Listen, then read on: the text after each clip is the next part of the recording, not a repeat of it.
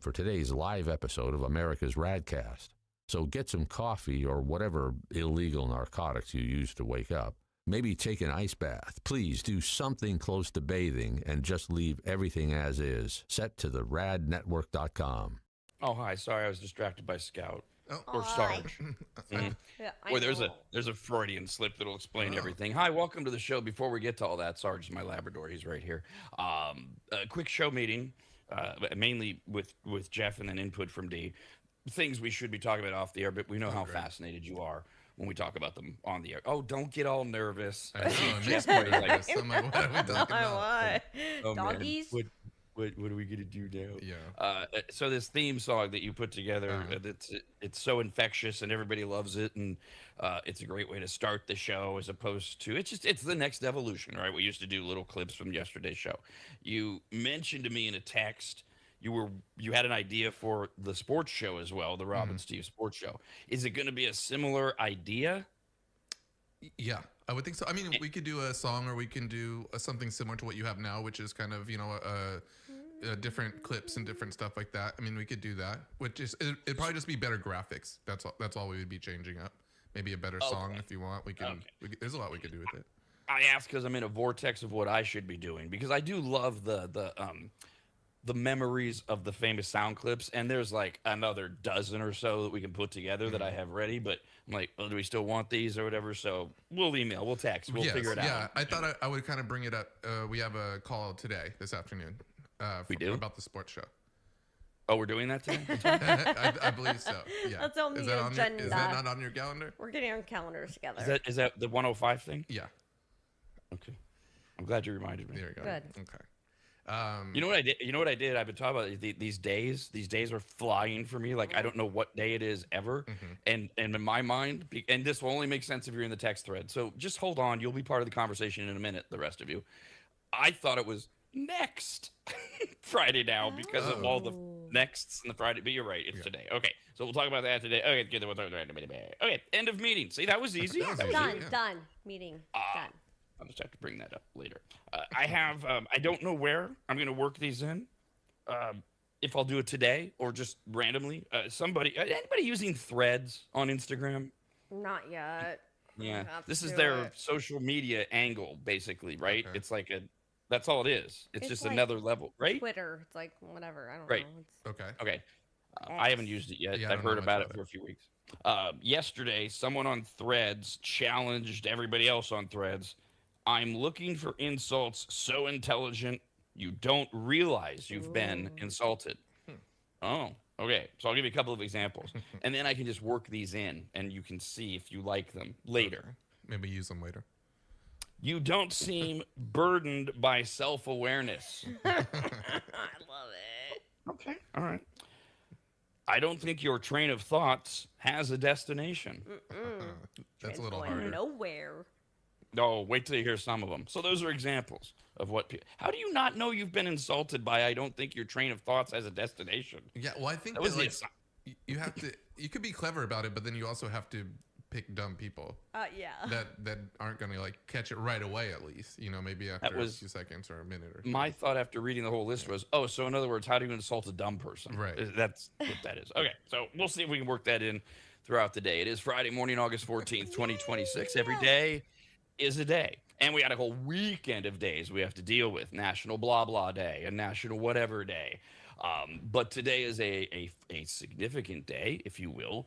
Also, on my front, in that today would have been Scout the Labrador's 12th birthday. Scout was born on August 14th of 2014. And he was my late wife, Christina's dog at the time. And when she and I met, she had Scout, the black lab. And at that time, I had just put Shep, the German Shepherd, down. I was about to get Maestro, the German Shepherd, who died at 5.5 from stomach cancer. So I just had Nellie, the rescue white German Shepherd, all white, born with defects. They're not supposed to be white. They're inbred, etc. And so the joke from the very beginning, of course, was white guy with white dog falling for black girl with black dog. Thank you for lightening that up, please. Thank you. So, yeah. Oh, it's a beautiful, wonderful story. I was also, at that point, I was still on my labs are stupid kick. and also very, shepherd regimented. Dogs don't belong on furniture. That's just you got to keep there. It's all about alpha and discipline, and you're making them your equal. And Christina's like, when you meet Scout, you're gonna cave on that. I'm not gonna cave on that. Look at your dog. You can do whatever you want. I'm just saying, if we ever, this thing progresses, we wind up together. It's a big deal. So, those of 17 months Christina and I spent, me in Sacramento, her in Dallas. So I go to Dallas for the first time after we met here in Sacramento, and I meet Scout. 20 minutes later, he's on the sofa in my lap, and she's laughing hysterically.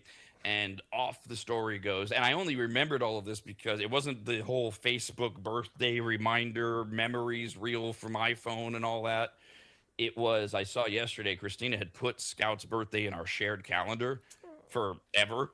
And so I'm looking at my calendar to get ready for yesterday, and all I see on the is Scout. I'm like, why is Scout? And then I hit it, and I'm like, oh damn it. So you take a moment. Yeah, you take a moment, and then you go, okay, what can we do to celebrate said day? And so I did post on Insta last night, the same thing. My favorite picture I posted on Insta of Christina and Scout when she was in Dallas. Those of you longtime listeners, she sent me a message where she's supposed to be watching what she eats. And then she says, but I broke down and I ordered a pizza. And it came with this clip, this perfectly timed clip. Somebody intervened, whatever you believe in. God, Mother Nature, Earth, coincidence, of Christina opening up her disgusting pineapple pizza.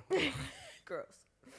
With Scout right next to her, and they're both drooling over this pizza. Scout's tongue is like twice as long as usual. It's hysterical pictures. I got that on my Insta. And then I have behind me a couple things of note. If you can kind of sort of see the giant painting that takes over the wall. It's a painting. Gorgeous. That is Scout, who's the one who's laying down. And if we go full screen, you'll see that on top of Scout is Maestro, the German Shepherd, who's laying right on top of him, okay? And with his head resting on Scout's midsection there, and Scout is perfectly happy. It's beautiful. And here's the progression of this. This will drive Jeff nuts because then everything's going to be crooked later. Too bad. Oh, no. I love those. There's a progression here. So this is the picture that started it all. That's a real picture. Let me try to get the light. There we go. So cute. Of in our pool room, our game room, that actually happened, right? We walked in. One of us walked in and went, "Oh my God, somebody get their phone." That's adorable. It's adorable. Right? It's just like they're just lying there with Maestro resting his head on Scout. A listener saw that and said, "Hey, where's Nellie?" Because when we initially meshed the houses together, we ultimately wound up with Maestro, Scout, and Nellie. And so a listener took that and drew a picture. That's beautiful. That's gorgeous. Where they just inserted Nellie. And then white Nellie in the corner. Can't really see her. And so that turned into this painting that I sent these pictures to a company online. They decided, well, let's put them on grass. I said, yeah, that sounds good. And I forget what event, birthday, surprise, whatever. I gave it to Christina and she lost it. And it's It usually hangs in our living room. So we looked at it every day. And so what I saw, it's just a little bit of Scout. And here's. This is a black lab back here, and it's a wine bottle holder. Although I have our pickle juice. Yes. And then last one, and we'll be done with story time. I love it so much. My second favorite Christina and Scout photo, where she sent this from Texas, and the idea was he hates me. Because I don't know if you can tell in the picture, he's looking away from her. Yeah. And she's looking at him like, why don't you love me? And this is the portion of the relationship where she had accused me of stealing her dog because Scout had fallen in love with me. And so she thought Scout was missing me. And that's why she sent me that picture. There's your story. No, I love it. My dog, this month, August, I have my tattoo, Weasel, my dog, who passed away. He was 13 years old, but it's his, in a couple of weeks is his day he passed away. He had canine cancer, and Yeah, so I'm like, that's why I'm like crying. I'm just like, oh, this is so Oh, great, but also so it's sad. awful. Memories are This is great though, but the memories are the great. memories are great, and that's what you have to focus on. I Hmm. tell people all the time, this is the only bad thing about, and I focus on dogs. I've had cats; they're great.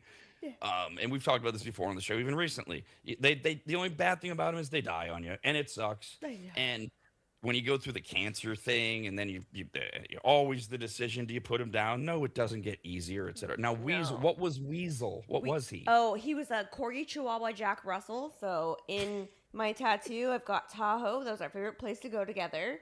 And he was a rescue, and he was a crazy MFer. He was a crazy dog, and I loved him for 13 years. And they said they had 2 months, and he had 2 days. And so the end of August is when he passed away, and it was awful and horrific. And I had to put him down. And during COVID, even then, pay extra for a freaking private room to say goodbye to your Lucky dog. you. Yeah, I yeah. know. So I was like, sorry, that's why I was like, I'm not gonna start bawling, but that was And it is like you said, they're great memories. And as I put in my Insta post, the best news is they're together. Christine and Scout are playing along, and hopefully watching over me. Hold on to those tattoos, by the way. That's coming up because the original, the official Every Day is a Day thing has other days to it. Before I get to that, though, I just want to do a quick check in. Where are you on dogs, Jeff? You want to get one? You don't have one? You did have one at some point as a kid? What?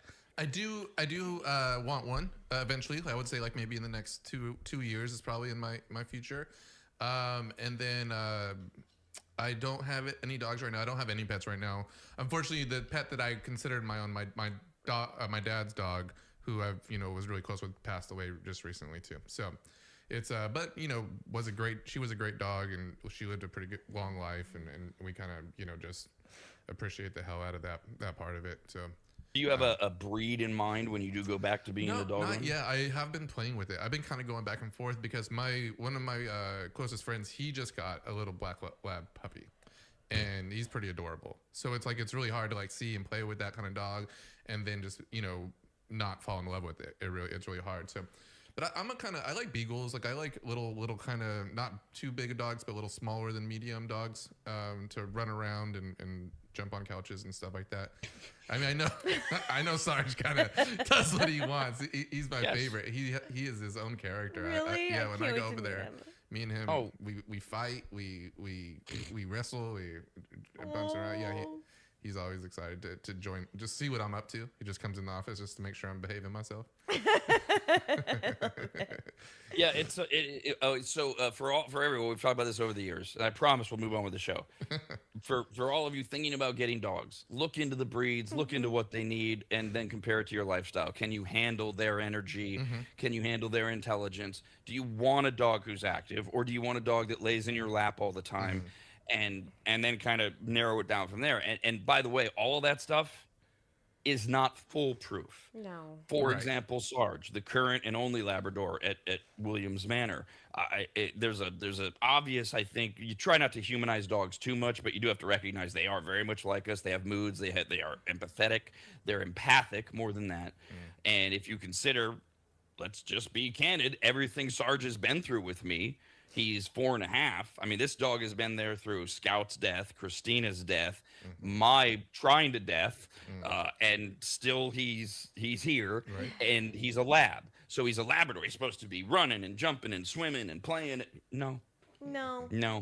He came along, and Christina babied the hell out of him. She wasn't He is sick a yet. baby. Yeah. I knew that. She with wasn't my sick, dog. but she was in a phase, and now I know more of what she was going through physically and mentally. And she did. She nuzzled and she knew what she was doing. She would say, "I know what I'm doing. I'm turning this dog into," and she did.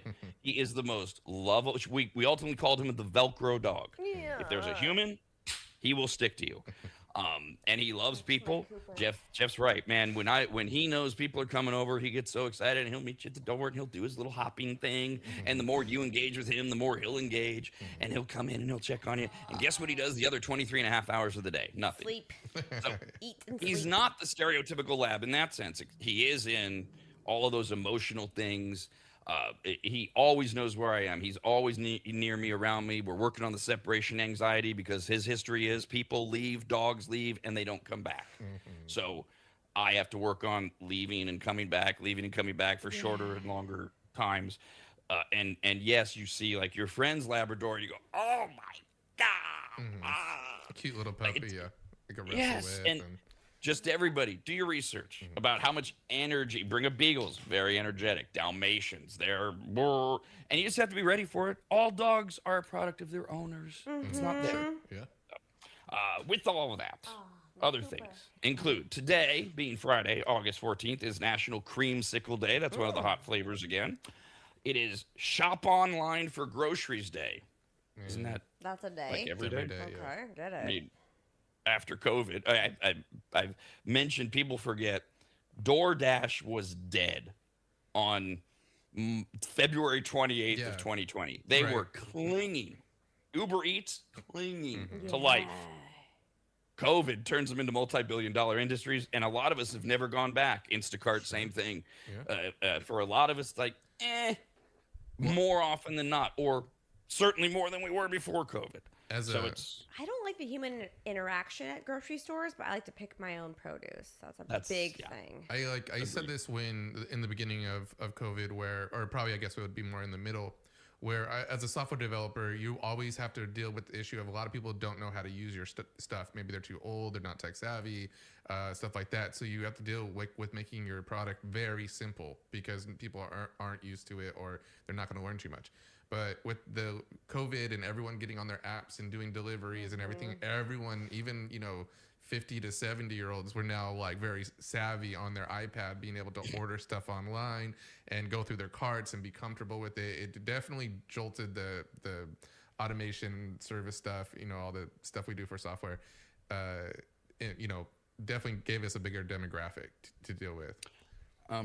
those were all great points, but I just wanted to confirm something. So I am now lumped into the 50 to 70-year-old category. I'm saying that Really? there's some people, majority of 50 to 70-year-olds aren't incredibly tech savvy, especially before 2020.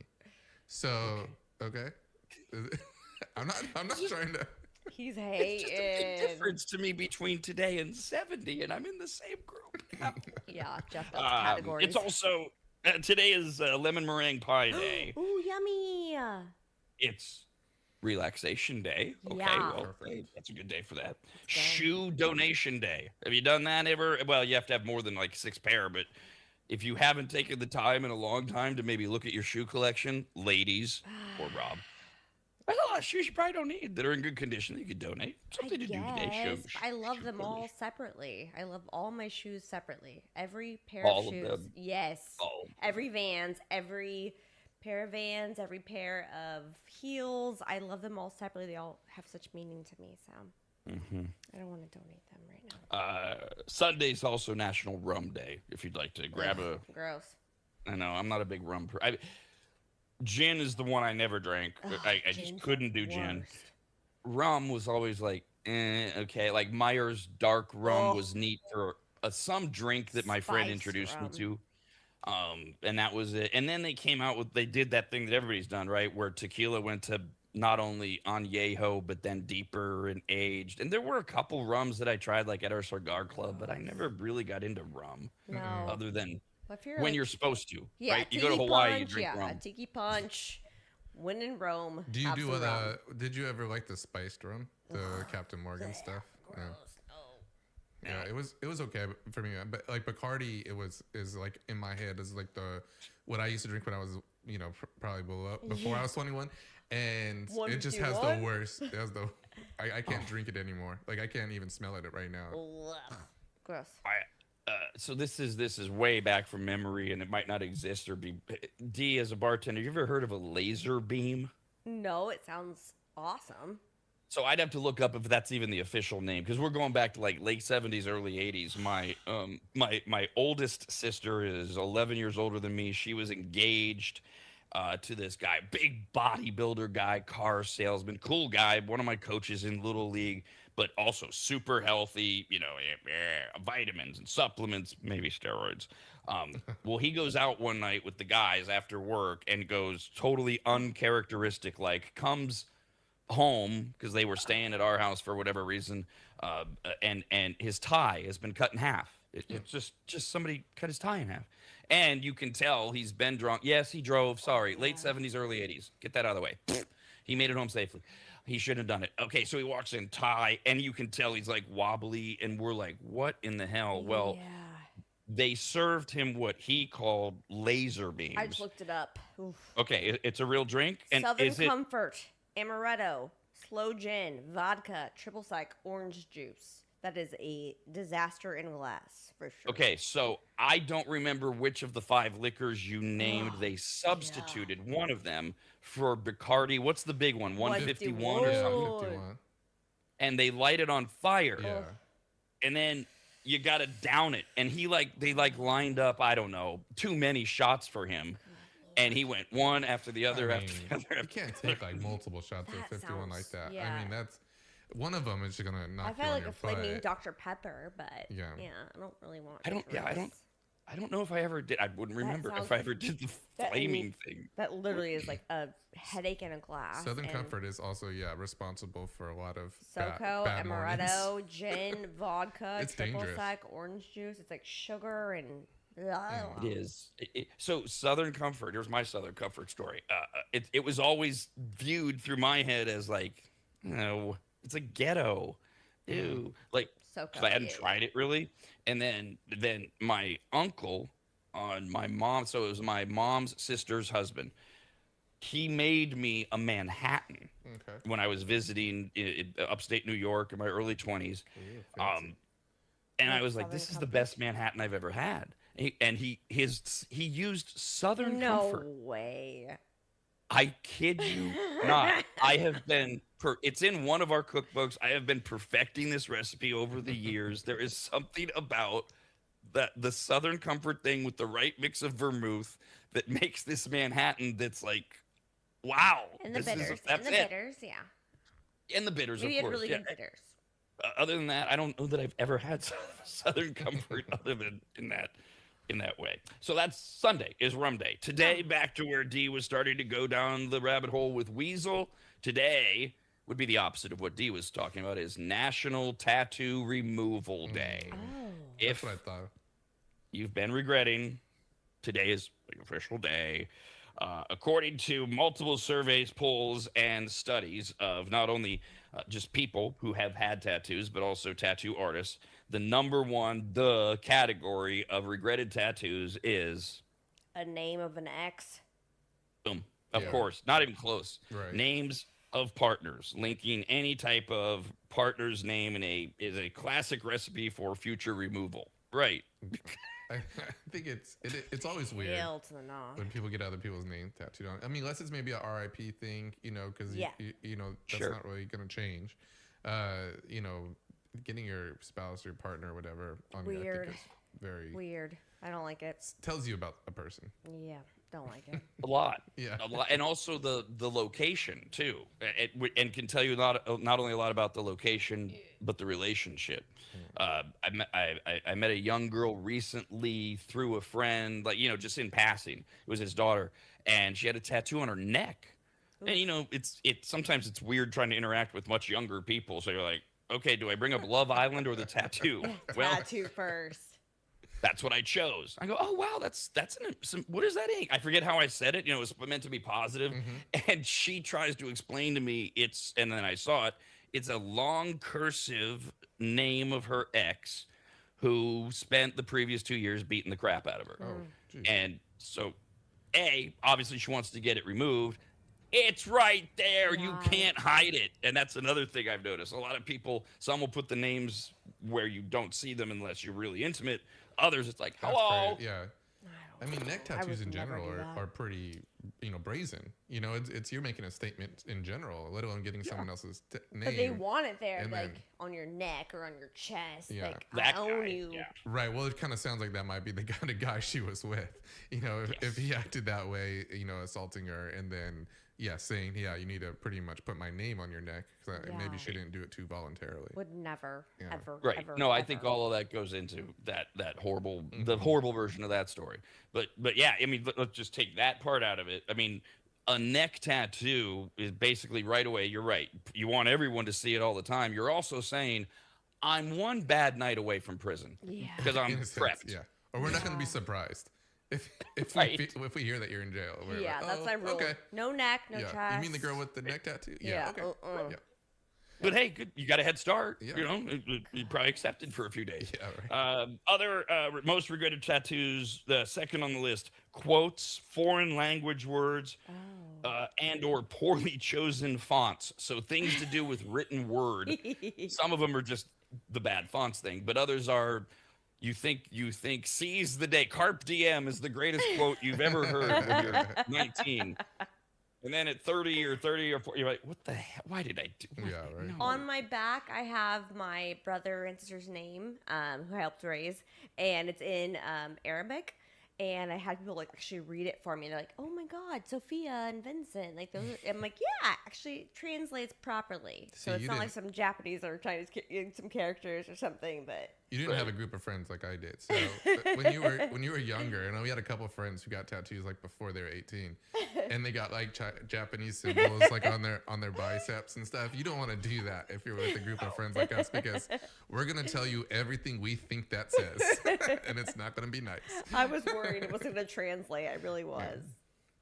To kind of sort of to that point, or combining the two, the third most regretted tattoo are any designs that are tied to a specific decade's trend, like the old 1990s tribal armband. Oh yeah. Or short-lived pop culture fandoms that lose everybody with their See? BTS tattoos. Where Yeah. will they be? Get in it 20 though. years? No, get it. No, I think it's a knew- memory. I knew multiple people who got like Star Wars characters, especially at I'm like. getting a Star Wars tattoo, yeah. so stop.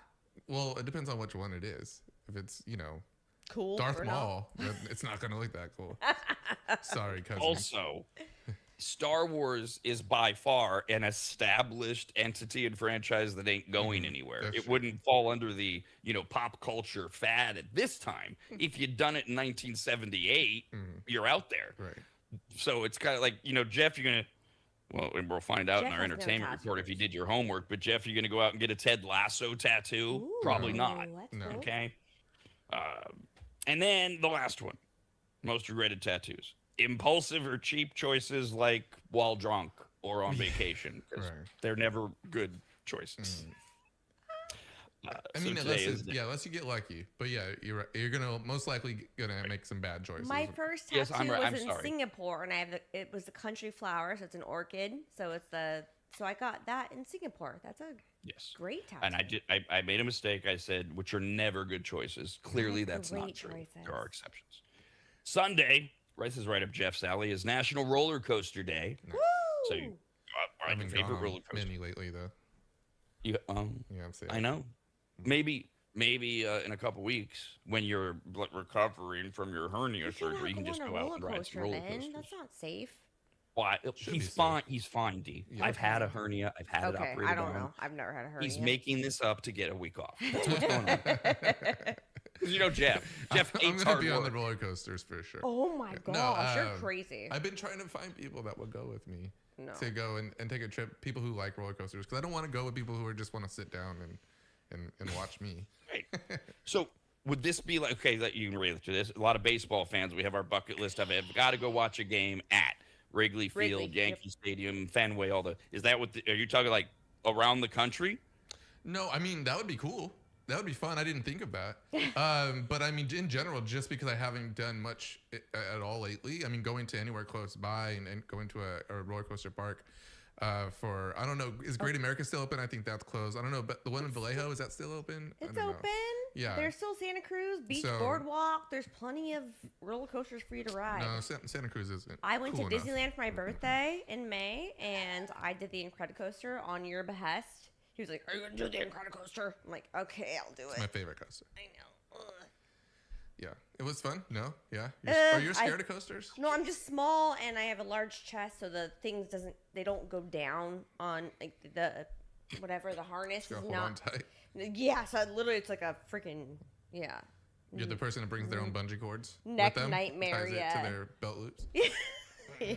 By the way, if you're watching us on YouTube live, Please don't be disturbed by the slowdown in service that is occurring right now after Dee just described herself as small with large breasts. We apologize for all the men that are rushing to check that out. Here are some highlights of roller coasters around mainly the country. One is in Canada. We'll start with the deepest drop. If you want to travel to Canada's Ontario, you can experience the Yukon Striker, where you will dangle for 3 seconds at the very top of the ride over a 90-degree drop, and then you will swoosh down 245 feet into a tunnel that's below ground. No, thank you. No, thank you. Wow. Those are good ones. I mean, usually these roller coaster explanations with their degrees and stuff, I'm kind of like, how do I picture that? That one I don't need to. That sounds amazing. Holy crap. All right. But you got to go to Canada for that one. Or you could head to Cedar Park Point. That's famous. Where is that? Is that Cedar Park? Illinois? Where is that? I was supposed to sounds look it so up. familiar. I'll look it up. They have Steel Vengeance, a super hybrid roller coaster, one of the fastest in the world, 74 miles an hour, traveling along 5,700 feet of track. Okay. Then there's in New Jersey, the Kingda Ka roller coaster extends upwards 45 stories, 456 feet in the air. So if you're downtown in a real city ever, not Sacramento, you got to find a building that's 50 stories. That's how high No. you go. If you've ever stayed in a hotel on the 50th floor, like in Manhattan, that's the one in New Jersey. Yikes. Next one, come on. Okay, it's not in your backyard, Jeff, but just go to LA. Six Flags. Yeah. Okay. Yeah, that's the one like I went there right recently, out of the grapevine, right? It Yes. sucks. Yes. Yeah. I'll go to that The one. one they highlight for Roller Coaster Day, which is Sunday, is the Superman Escape from Krypton roller coaster, which features a 100-mile-an-hour launch up 450 feet backwards. Okay. I went there recently. I went on the swings, and all my friends went on that ride. I thought I was going to Six Flags in Vallejo, but I was going to Six Flags in there. And yes, I did the swings. It was an hour and a half wait. For the swings. For for the this. Superman. Yeah. Those big rides always have a. But an hour and a half? It's so long. What was the general opinion of your friends? They loved it. Okay. So it was worth And that hour and a then half. They said it was worth it for sure. I'll do it. Yeah. one more they mention is in Virginia. The Intimidator Ooh. is at King's Dominion in Virginia, 85-degree first drop straight down. All right. Enjoy. Ugh. Do you like roller coasters, Rob? I don't mind them. I'm nothing like Jeff. I haven't been on one in decades. Hot minute. Yeah. And I never see. No, I guess Jeff would. If Jeff and I had been like friends in our 20s and stuff, he would have been like, "Dude, you don't like roller coasters. You're just." Because like my favorite roller coaster would have always been like the Matterhorn Ooh, Yeah. yay! A lot of or love Space that. Mountain. Right. Space Yes. Mountain. A lot of people say Space Mountain as their. I like it because it is. You don't have like any really big falls in Space Mountain. You're kind of just like flying around really fast. love Space So and it is. It's a ton of fun and but it's not any of those big roller coaster drops and flips upside down. I mean, you definitely go upside down. I think in Space Mountain. What's your but thrill though? Like, what do you like? I hate that feeling in my tummy whenever I. I like actually the speed. Yeah. So like the Okay. velocity that you're going down, or like when in the what's it called? The roller coaster we just talked about, Incredicoaster. Or is that something different now? Did they switch it again? I don't Well, know. it's incredible. So. Yeah, so you take off right away, like from the jump. Like you're sitting and you fly, and you go through like a double loop or something like that. That's what I like too. And the other quote acceleration. thrill for me with Space Mountain is the darkness, I which is love the darkness. so cool. And the stars. But the Intimidator or whatever the hell we're calling these things. No, I didn't do that, and now I can't because, as Jeff has pointed out, I'm in the 50 to 70 age group, You can still do it. Yeah. so I'm high risk. Apparently. Well, We'll go. also, I one wanna do more. that one. It goes into underground. That's what I want to do. That one, Yeah. you could talk me into that one. Okay. I would actually go to Ontario Texas. just to do that, as Yeah. long Oh. as you had my funeral arrangement set up ahead of time. Sure. Is it Sunday? Sunday, yes. Is Sunday, also Sunday. National Tell a Joke Day. because laughter is great for the soul, beneficial to our health, contagious. You can always use more smiles than laughter now more than ever. So tell a joke. Okay, most of you are bad at it. Most of you don't know what jokes are. You can't deliver them. You're horrible at it. You don't recognize what's funny. So please, I'm not encouraging National Tell a Joke Day. It's like April Fool's Day. It's like amateur hour, and that's not funny what you just did there. Like last night, I guess today, I don't have it on my list, but maybe he was making the whole thing up. He said it was National Prank a Coworker Day, hidden cameras, all that. So they took the battery out of a guy's wireless mouse, right? And then he came back to his office and he got all mad. He destroyed everything with his baseball bat. I know it's a bit on TV, but it's something people do. It's not funny. No, we're not talking pranks, we're talking jokes. So, of course, I went to AI because we have learned. Yes, that AI is absolutely terrible at humor. And I'm wondering, Jeff, do you think, because I think about this yesterday when it's National Tell a Joke Day. You've explained over and over again how you can teach AI, how you can train it. Could guys like you and me, I'd be in charge of the humor, you'd be in charge of everything else. Could we create an AI that was actually funny, would learn to be funny? The point would be, because most people, A, are bad at it, and B, hate public speaking, you charge a fee for need a best man speech, need a retirement speech, need a birthday speech. Could we, so that I'm not stuck doing it, could we teach AI over the course of you could definitely get it better. Or like on the top of my head, the first thing I would do would give it a list of jokes that we or you, since you're in charge of humor, would think is funny. So like these are good jokes that I think are funny. So you give them a little bit better reference. You kind of are going to probably say, I want it to be a little bit more intelligent than cheesy. I think like the default spectrum for AI right now is like dad jokes. Like when you ask for jokes, that's kind of what they're giving you. It's like this cheesy, very easy to interpret jokes. Like it doesn't take a lot of thinking to get them. So you'd have to train it a little bit more of what you think is funny, as well as, hey, we're trying to be a little bit more intellectual here. We want it to be a little smarter. We want people to be able to figure out, because that usually means they're more funnier. And this is why I think there's potential here. A, I don't care about broadcasting the idea, because you got to be funny. You have to, and most people aren't. So go ahead, you go try.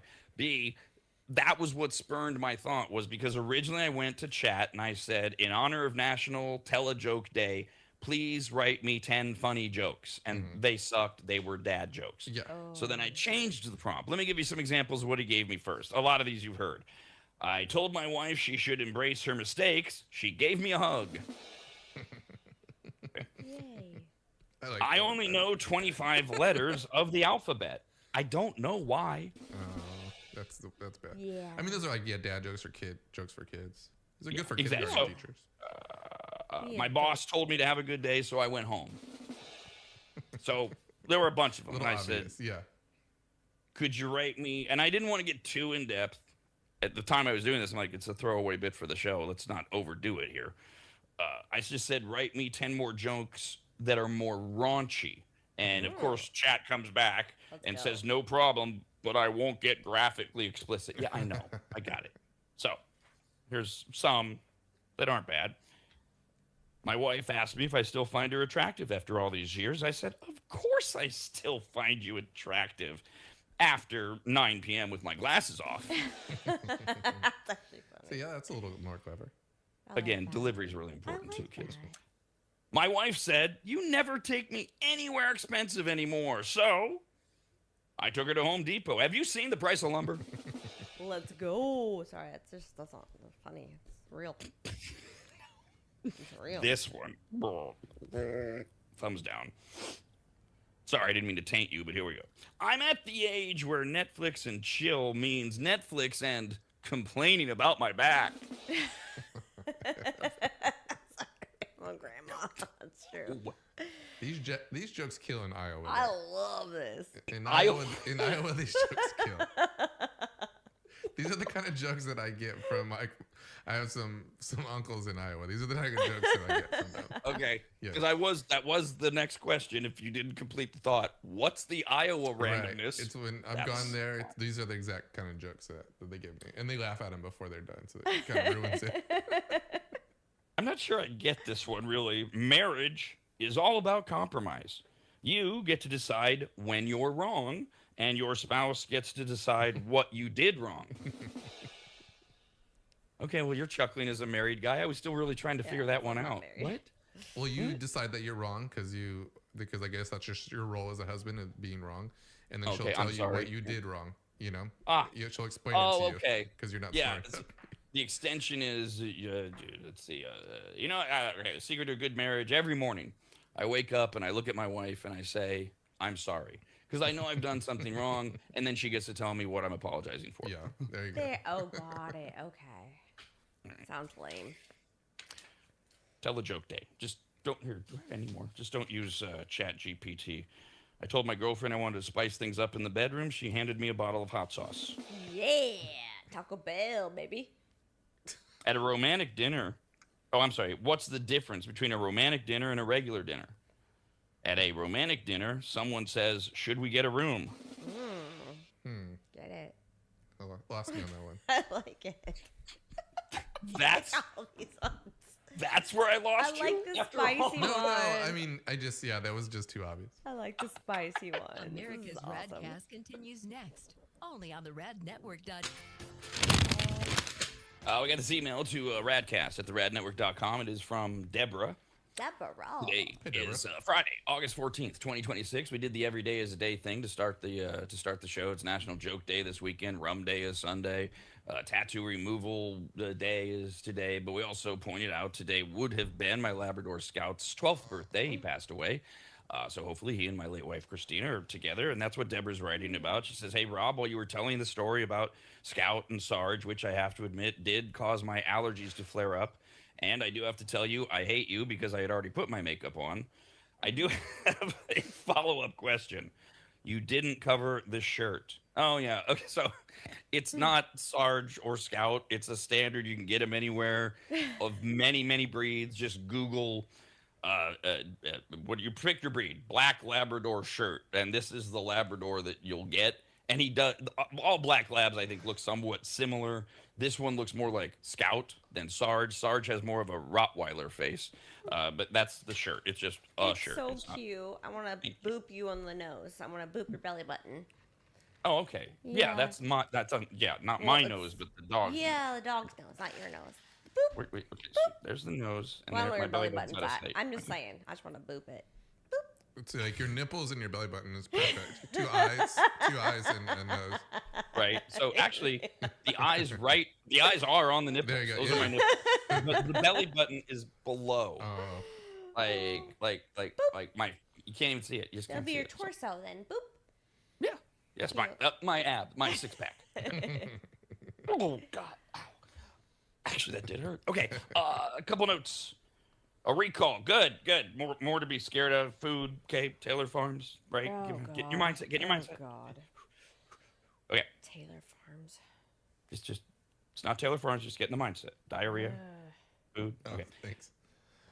A recall of more than 3 million dozen eggs, which by my math means over 36 million eggs. Wow.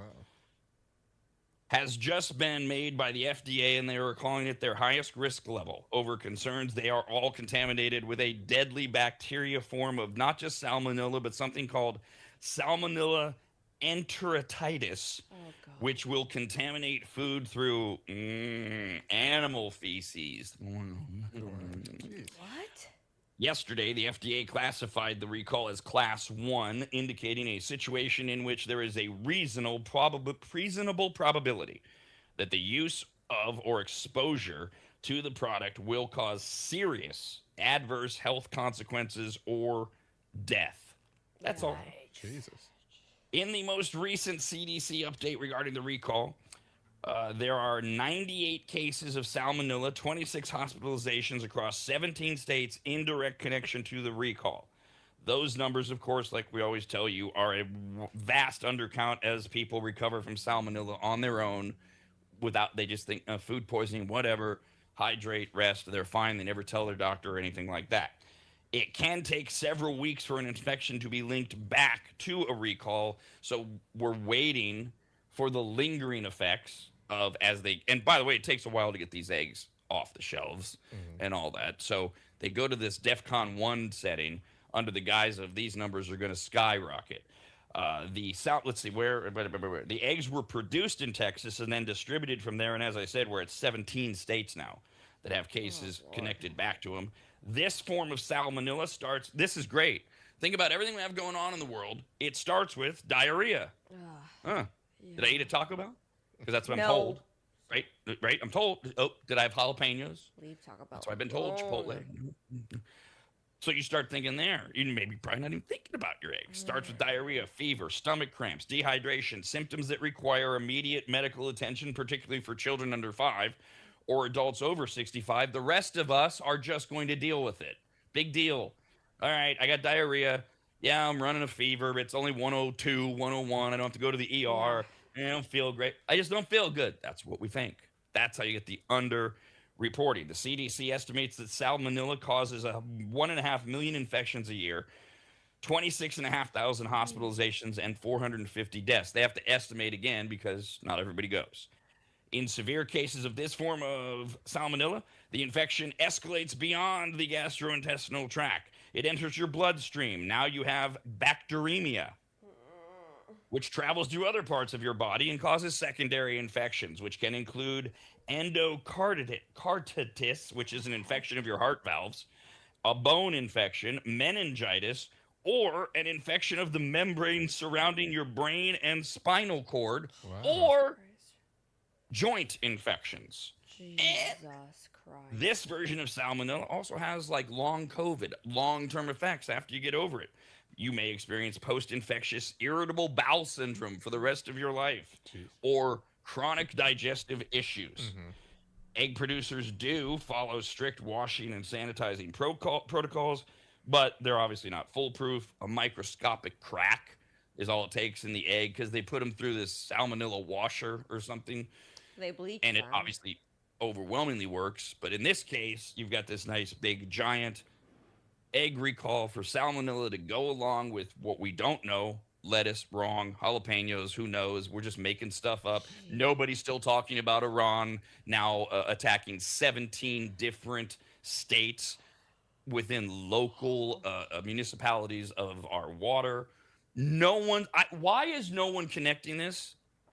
How are we the only ones that are saying, have we checked? Yeah. Now it's feces, there's fecal matter, it's just, I love eggs, I love jalapenos, I love lettuce. Right, and but here's the thing. Is it jalapenos and lettuce? We know the tests were inconclusive. And Jeff, this is what drives me nuts. I know we're fairly smart people, but Jesus Christ, a couple or three of morons doing a podcast can immediately explain, well, here's how easy it is to go into municipalities and their utility controls. And as Jeff said, you can turn off the water and turn on the wastewater, which we'd already been told they were hacking. Okay, so we're gonna water your crops with poo. Yeah. And here's all this poo coming out everywhere, and people aren't even talking about the connection. A lot of poo. Well, I'm wondering at certain points, is there investigations going on maybe that they're not talking about or keeping under hush? Or a lot of these companies, unfortunately, keeping this a secret until obviously there's something big like this that happens, some kind of recall. Do they feel like their food's been contaminated at all and still pushed it out, cleaned it a little bit better or whatever they think they're doing and still pushed it out? So, I mean, I think that, they're getting to the bottom of things that are causing us this problem. But why is it happening, right? Is it just this company, this one Texas company that something happened, like you said, a crack in something, or someone didn't do their job right? These are all things that people can understand, but right now we're not getting much of anything. So it's hard to understand it. And if we're getting attacked on a municipal level, they're gonna and again, if they're really trying to target food supply or water supply, whatever it is, they might just be trying to cause chaos, right? There might not be even a set like, hey, we're gonna open up poop water and then we're gonna get everyone sick. They're just messing with the infrastructure and seeing what they can do, what their limits are, and that's probably causing problems all over the place. To that point, and so I make it clear, I'm not suggesting it's not being the Iran water hacking isn't being reported. It is. Nobody's connecting the two. To your point, Jeff, in talking about the Iran water hacking on news channels, that's the only place I see it. Somebody brought up the point of is this the always popular trial run? Was this Iran trying to see how easy it is? What can they get away with? And his premise was, if Iran can report back to Russia, who they're in bed with, hey, this worked. What's next? Right. Or what does, and China is right there as well. If somebody can come along, Iran says, hey, you guys give us all this money, we did your bidding, here's what we did that worked, and they hand that over to Chinese and Russian scientists, is this their way of saying, okay, we attacked their food supply? Can we attack it via the water? Can we attack it in a bigger way? Should we just do a mass thing? We've always heard about these EMP attacks and cyber attacks and things like that. And that is one of the concerns, as you said, Jeff. This is kind of more of a, have they been throwing baloney against the wall until it sticks, and this is the baloney that's sticking? Right. I like spaghetti. And I mean, you can kind of see, I mean, this has been going on for a long period of time. As far as other countries trying to attack us, I'm sure this isn't the first time. Even just general hackers, people in the U.S., they get their reputations by trying to break into or do any minimal damage to these type of infrastructures, whether it's a big business, whether it's a bank, whether it's municipals. The reason why it's hard is because they should have the highest security, as well as it's the most jail time type of thing if you get caught, right? So if you get caught trying to break into a municipal, it doesn't matter what it is, what you're trying to do, you're going to get like some federal time for it. So that's, people get away with it. That's how they get their reputation. Is like, obviously the expression is usually more broad, like, you know, throw it against the wall, see if it sticks. And Dee's right, you know, pasta, that's an old thing with cooking. You know, throw the pasta. I chose bologna because of I like bologna the 90s and being with Motley Crue or whoever, and they're throwing bologna on the groupies, and whichever groupie had the bologna stick to them had to then suck various things. And I'm standing there, you know, running the show, going, and we're backstage, and like, this is amazing. This is amazing. Yeah. I mean, it's so wild. You go, I don't know what it's like today. Mid 90s, rock is huge. You're backstage. You got chicks on all four. They're totally naked. You got Motley Crue throwing baloney on them. There's a coffee table with endless lines of Coke on it. And there's me with my stupid headset trying to figure out how long until I have to make sure these guys are ready to go out and just watch it. Before cell phones. Not that I would have taken any videos or anything anyways, unprofessional. It's surreal to stand there, and even now, 30 years later or whatever it is, to go, I can't believe I was standing there just watching this endlessly. It's like porn and snuff and something else combined, and I have a front row seat. All right, so we got eggs are killing everybody now. I'm eating and eggs. Then switching gears slightly, but we've been talking about, right, the gathering of information, the reporting of information, your car, etc., your phones, and then they mesh together. They give you advertising. They're reporting where you go, what you do. They're tracking our movements. And then they get into your home, and everybody's worried about these proposals. We're not going to build homes with gas stoves anymore. Natural gas, can they control? Will they control? These stories drive me nuts, although it is a warning for what is probably to come. But I don't like people who get outraged over their own ignorance. We'll go to Colorado, where a woman was shocked, as would I be, unless I had done what she did, when she tried to turn down her thermostat. She walks into her house. She's, by the way, an engineer professor at the University of Colorado. Her name's Kyrie Baker. She walks into the house at 79 degrees in the house. Oh. Now, yes, I know that's what all of our politicians want us to have our houses set at. We don't. We just had that report. Yeah. Most people want it at 68, 69, if they can get their air to run that low. Sorry, that's where Americans are at. Yeah. So, but Kyrie, she's an engineer. She's a civil, environmental, and architectural engineer. So she buys into this. I'm not saying it's a scam. She's just choosing to be more aware than those of us who are choosing comfort. Let's go with that. So that's why she lets it get to 79, but she wants it at 75, because she says that's a reasonable temperature. She says, I want it to be 75. Because she's got a daughter and she thinks 75, and 75, by the way, totally safe. Up to you. if Yeah. it's comfortable. Doggies. 79, you're pushing it, maybe, Oh. and she wants her daughter to sleep more comfortably. So 75 with a fan. This is her explanation. Okay. But when she tried to adjust her thermostat, Yeah. she was met with a message on the thermostat. We all have these digital smart thermostats. Mhm. And the message said, to conserve energy in your community due to stress on the regional energy grid, you cannot set your temperature lower. Bum, bum, bum. Yeah. No, it's real. I have a Nest. Yeah, no, they will control it for you. I have my app, my phone. I can control my temperature. It'll turn it up by itself, and I'm like, So what? And I Have have a you- good amount of have you experience not- with this. Yeah, a lot of times when we sign up or do Nest, and Nest is very popular for this. You enroll in these like safety things for SMUD or PG&E or something like that, and you're pretty much kind of in the small print saying they can adjust their thermostat.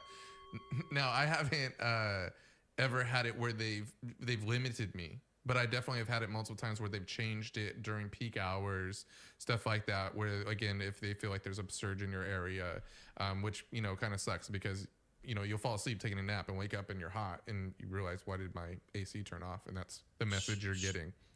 So why don't you just opt out? Yeah, so you got unenrolled and opt out of it to try Really? to try to get that from your Nest The- thermostat. well, This is what drives me insane. Is it's not compulsory. You don't have to join these things. Now, you might have to agree to things to be part of the Nest or whatever the hell. Just don't be part of it, or be part of it and stop going viral with your dopey, the government is controlling me. Not yet. I'm not saying it won't happen.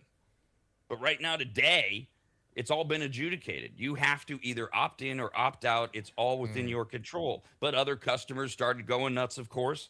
One shared immediately. They received a message on their thermostat that it would be automatically adjusted by a few degrees from 5:40 p.m. to 9:40 p.m. Peak hours. Colorado experienced an extreme heat wave this past week. For Colorado, 100 degrees at the airport is death. Oh, my God. Cities across the nation are struggling to combat rising temperatures. All the politicians, 78, 79, 78, 79. In Colorado, Xcel Energy has what they call their Savers Switch program. Hey, sign here. We're going to give you $40 credit every month. That's $40 free energy. As long as, very small print, you allow us, their version of PG&E, SMUD, Roseville Right. Electric, whatever, yeah. to automatically cycle out air conditioning during extremely hot days to conserve our grid capacity. Miss Baker, the engineer, said she enrolled in the program voluntarily. That's because you have to. That's the only way to get into the program. You put up your hand. I went in. Right. I went in. It's not a I double checked, and it's not, at least with Xcel, when you get service from them, you're already in this and you have to opt out. It's actually, you have to opt in. Yeah. And she did because she was unaware.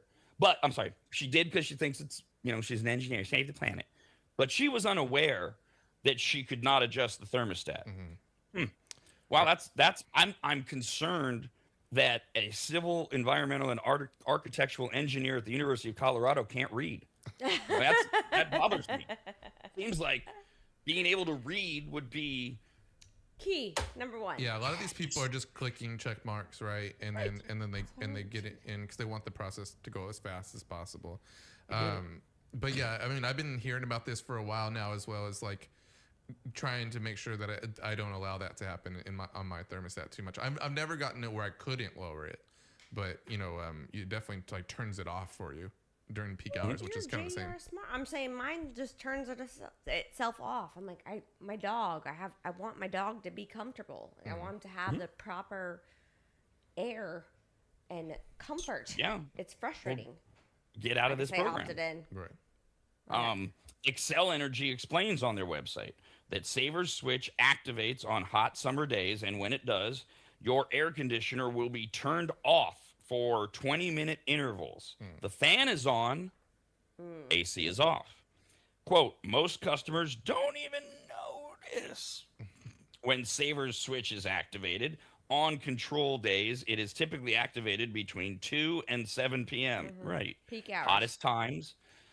And so they activate it, and Dee might be at one of her 18 jobs, and her dog is like, Right. Yeah. I check what? his little thermostat. Why? No, So- it is annoying having to check your thermostat all the time on your phone to see if it turned it off or not, and then turn it back it's on. been doing it automatically. I'm like, what the heck? I'm like, what do we pay this for? Like, what? Why? And this is the problem Opt out. is if you do have the smart thing where you can be hundreds of miles from your phone and see crap, you can't just adjust it there either. You have to opt out of the program Got it. Yeah. before you can adjust. That's how I understand it. I don't. For Frustrating. For what she's talking about, that sounds exactly like what it happened, and it's probably different in every state or every power company that you're dealing with. But for me, luckily, so far it hasn't ever made me so I couldn't turn it on or turn it low, where it just turns it off, and he says like, "Oh, during peak times, we're gonna set your thermostat to this," and then I just set it back down again. Luckily, Okay, tech Jeff. not So tech, it's not here yet where they are controlling it without at least your for permission. me. At least for me, Right. Yeah, Well, no, but without your permission was the key there. right. Mm-hmm. Nowhere yet in the country are they allowing utility companies to do this without you Opting in or opting out. I'm not saying it's not coming. right. But if you run into a friend, oh man, I can't believe I can't get my envelope 79. Why is that? Well, because you have to, because they're doing it. No, they're not. You have to big brother them. You have to say, no, there is no big, or you have to give them an insult that's so good they don't even realize they've been roasted. Like you look at them and you go, you're the first person I've known who has actually met their full potential. Not bad. We're going through insults that are so clever you don't realize you've been roasted. We'll be handling through these out today. America's RAD Cast continues. Welcome to another day of the radnetwork.com. It's like Groundhog Day, but each day just gets worse and worse. Don't believe me? Stick around for today's live episode of America's RAD Cast, beginning in mere minutes. America's RAD Cast continues next, only on the radnetwork.com.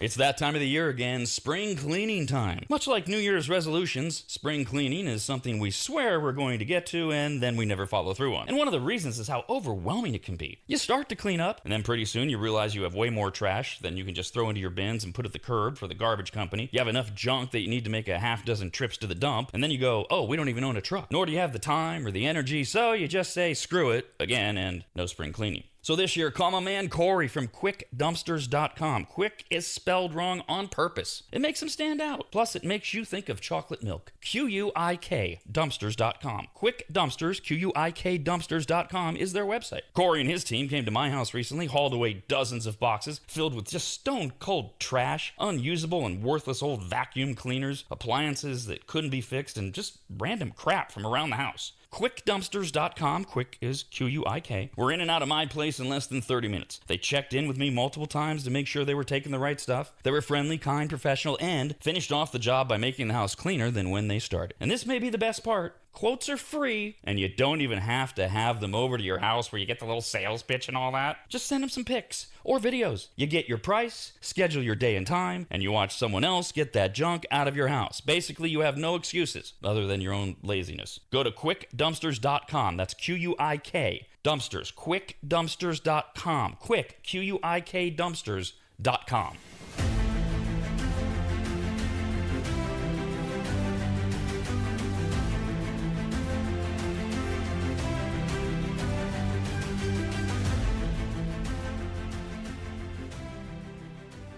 Longtime maggots will remember Greg from MAP.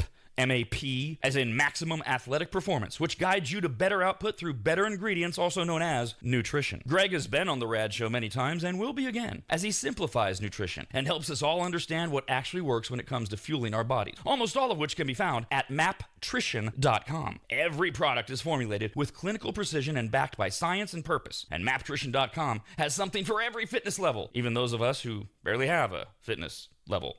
With nearly 20 years as a nutritionist and a specialization in sports nutrition, Greg works with athletes and everyday individuals to optimize performance, energy, and overall health through smarter fueling strategies, all of which starts at maptrition.com. At the very least, we should all be taking daily multivitamins, and Greg has his formulated for exactly what a man or woman's body needs. Protein is in, but maybe instead of getting yours from mac and cheese with extra protein, you get it from maptrition.com. And of course, all things workout, training, and exercise are available as well. From pre-workout to creatine and other muscle builders to recovery supplements and more, all at maptrition.com. From morning breakfast essentials to post-workout recovery and everything in between, maptrition.com's full range of supplements, proteins, and wellness products are built to power your journey from start to finish. Check out all the products and find what's right for you and order it shipped to you all at maptrition.com. That's maptrition.com.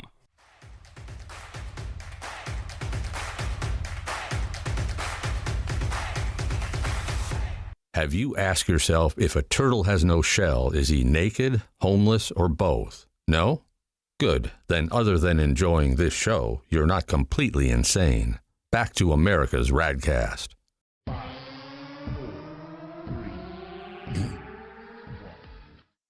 Good morning. It's a brand new day. Listen to us live or watch the stream.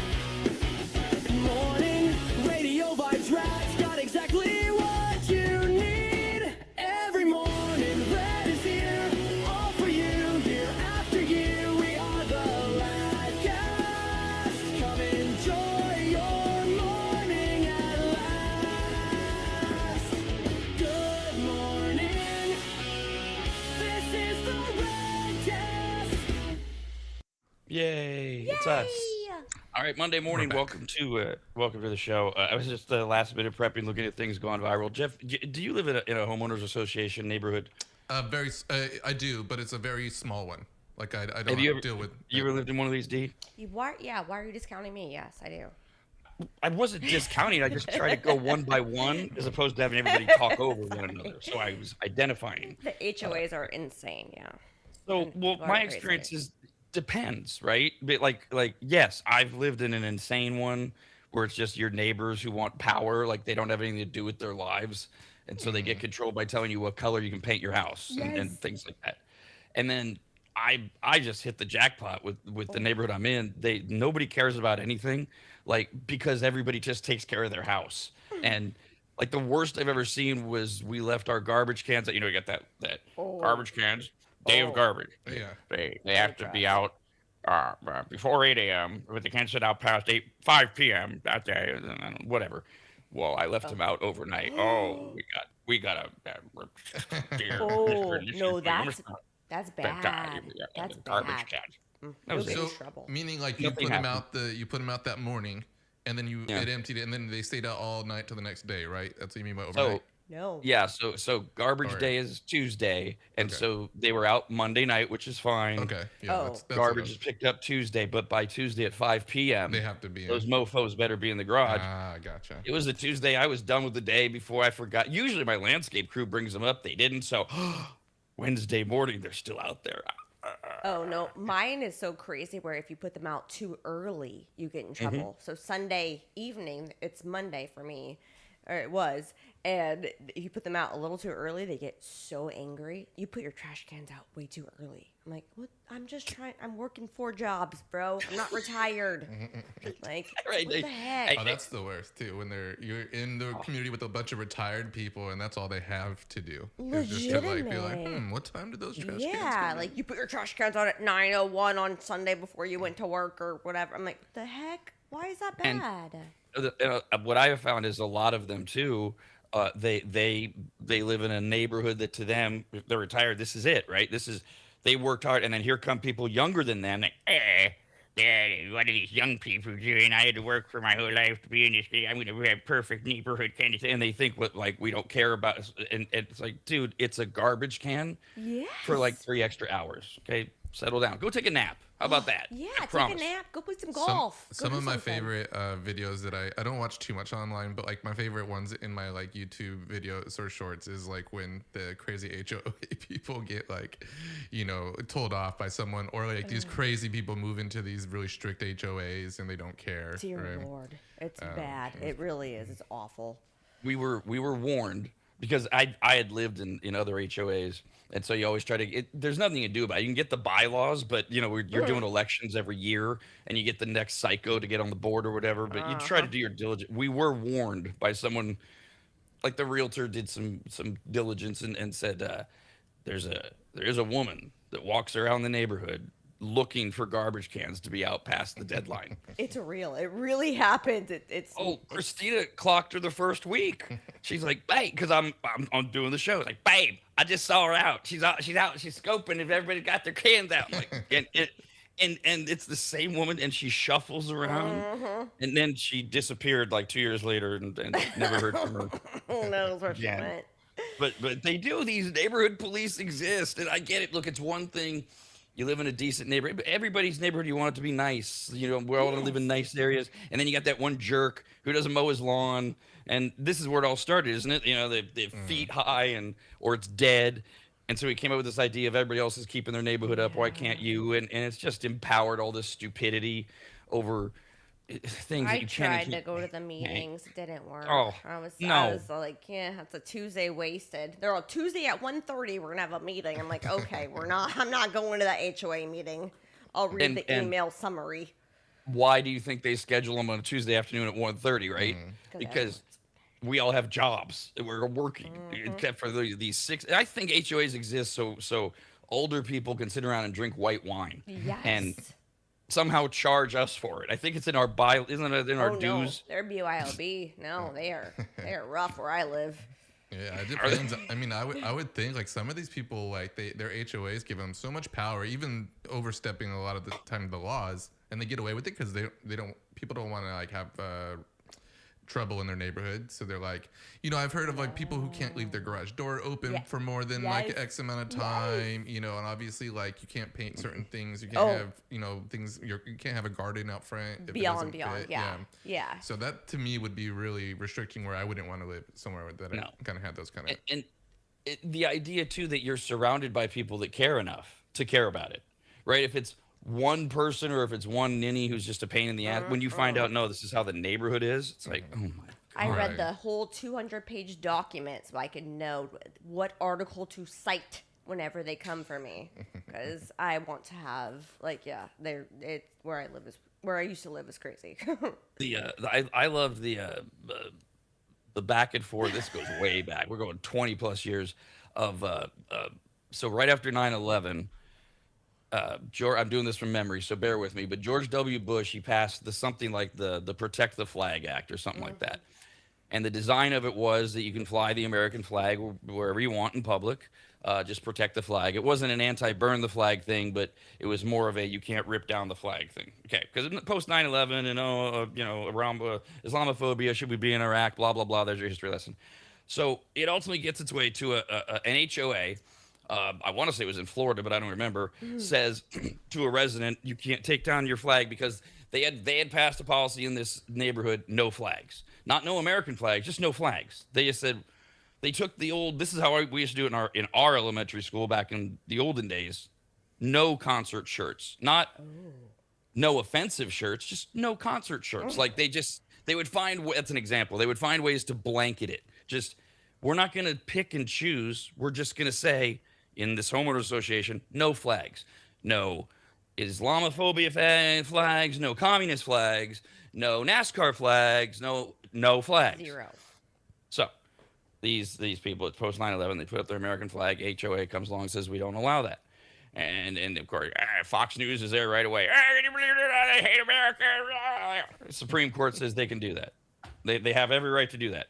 These are private residences. They signed a form that says they're going to do what the HOA tells them to do, and you sign over your rights. That's why Costco can search you when you leave.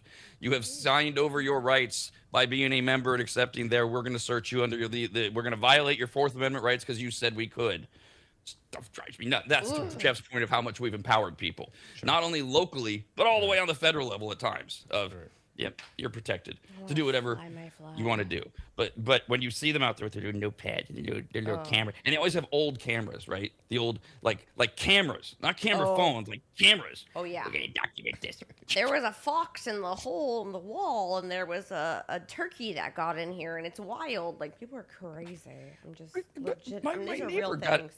my neighbor got a nasty note years ago from the HOA because he had vols, those horrible mole-like yeah. things. Oh yeah. And he's like, I don't know. I've called. We're working on it. What do you want me to do? And then they just never follow up. So It's rough. it is. If you get a bad one, it's annoying. It's bad. It can be rough, and they can empower you. They can be empowered as far as if you don't pay your dues, getting liens on your house. It's awful for that kind of thing.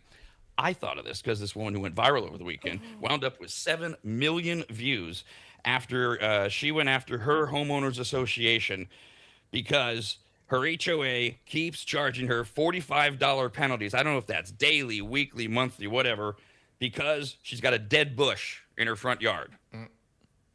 Okay. No dead bushes. So she goes viral because she spray printed the dead bush green. I love it. And in the video she says, "It's not dead no more, Becky. Now you're gonna be like, how did it get green? I don't know how it got green, but it's green today." End quote. She literally says this in her video, and she says she thinks it looks better. People have sent it off, and a lot of people have praised her because picking on HOAs, as you've seen, is popular. But also, people did wonder: A, why did you just out yourself? And Sure. B, why not just replant it? I mean, the time it took to. I know it's the principle, isn't it? The HOAs, depends how much they are. They don't have landscapers, gardeners, nothing. You're in charge of your own bush. Yeah, I mean, Did you spray painted it? yeah, like a lot of times they have these things you could spray on like lawns now, right? I'm assuming it's something like that, maybe. Okay. I mean, maybe she just got some Maybe spray paint. I thought it was the fumes. I thought it was maybe the fumes. Oh no, she's I hadn't even thought of it, but I do think from watching the video it was actual spray paint, which is part of what makes it funny. And she's what you would imagine. We don't know where this is, but I'm guessing Florida, but it probably isn't. Just because it is your stereotypical older white trash looking woman, and I think we're supposed to have 32 teeth. She's about a quarter of the way.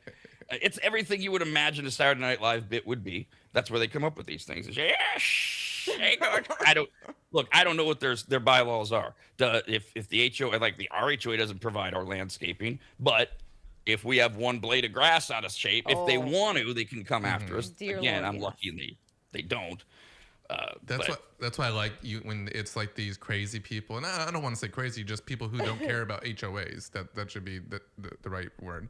That go into these communities, whether they because they want a bigger house or whatever reason, and they don't they can't wash their cars in the driveway. Nope.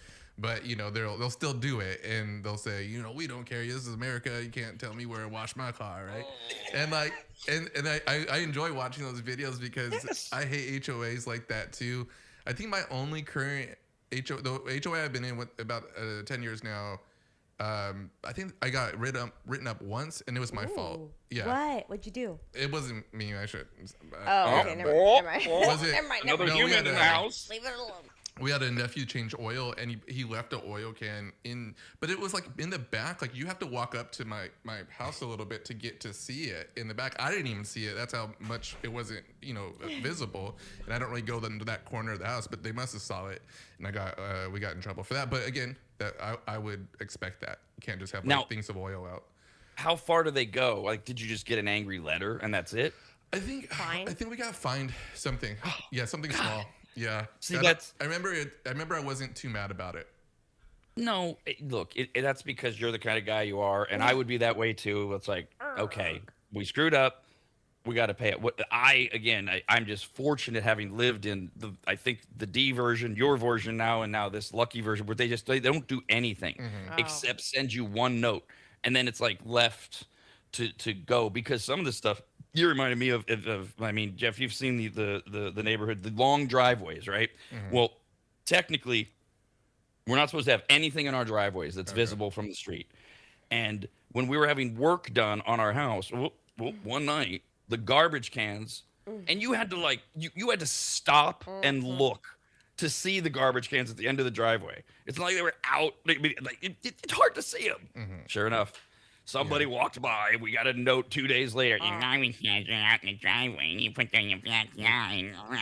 Yeah, no, I had my sister-in-law and stay the night, and I got her a guest pass, but she wasn't a guest, so they thought she was a resident. I got a very angry letter to Grandma and Grandpa, who I rent from, and it was a big ordeal. It was a lot and a fine. Now, Yeah, so they're in that crazy there. condos and duplexes and those type of communities with the parking, Angry. that's next level. Angry, Whoa. Yeah. You're a Because- resident. You can have a guest pass. You cannot. Yeah, do and then this. you can park on the street, but not after sundown. And you better have a pass if you're there after sundown. Past and 2 you better have a.m.. a pass. Like, my God. My sister-in-law, bro. Like, yeah, it's crazy. I'm over it. I have to send a text real quick.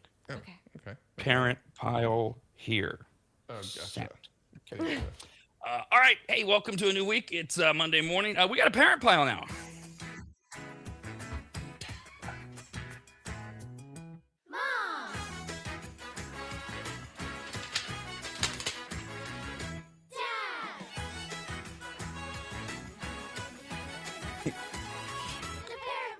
That sound this morning is rustling and bustling and hustling, but peace as well. It seems like if you throw a dart at the calendar, you get the average date. This is the average date where you can basically say kids are back at school. Some, yes, I know some have already been there. Stop sending me the emails. That's why we're saying average date. Others aren't going back for a little while, although nobody does it like we used to do in my day. It's after Labor Day. That's when we started school. That's not anymore. Now it's, I can't believe when I still to this day, the middle of August, everybody's, but back to school. Hello, it's happy times. Now, parents, listen up. There's a school called McKinney High School in Texas, and it's gone viral for the old female dress code. Yes. Ooh. Some things never change. This was a thing back in the 80s when I was in high school. You know, the cheerleaders and how short can the skirt be, and what can they wear under the skirts and things like that. It's straps. What? All of that. Like your straps on your dresses and your dress codes. Yeah, it's a big deal. This is why I need you here to help me through this story, so to kind of define what these things are. So okay.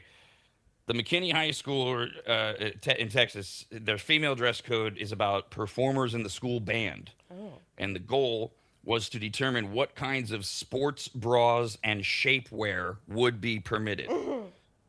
And okay, so they required tight-fitting undergarments. That was like one baseline rule. And then in order to determine if your undergarments were tight-fitting enough, they said that you had to complete a jump test. Oh, goodness gracious. No. For children. So, yeah, performers, meaning band performers in this dance group, must do a jump test when testing sports bras.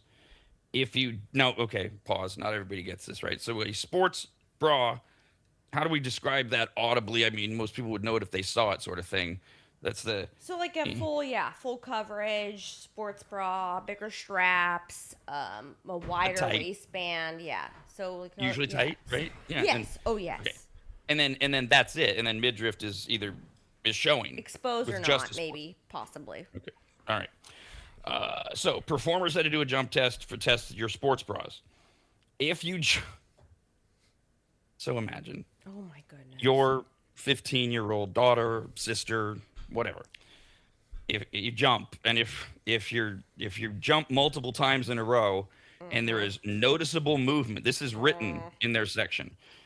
Size down or find a new sports bra style or fit. Any style works as long as it holds firmly. So they don't want the jiggle, right? That's it. Yeah, hold them in. Hoist them in. Jesus. Okay. As you can imagine, naturally, many parents were not cool with this. So the band director had to clarify things.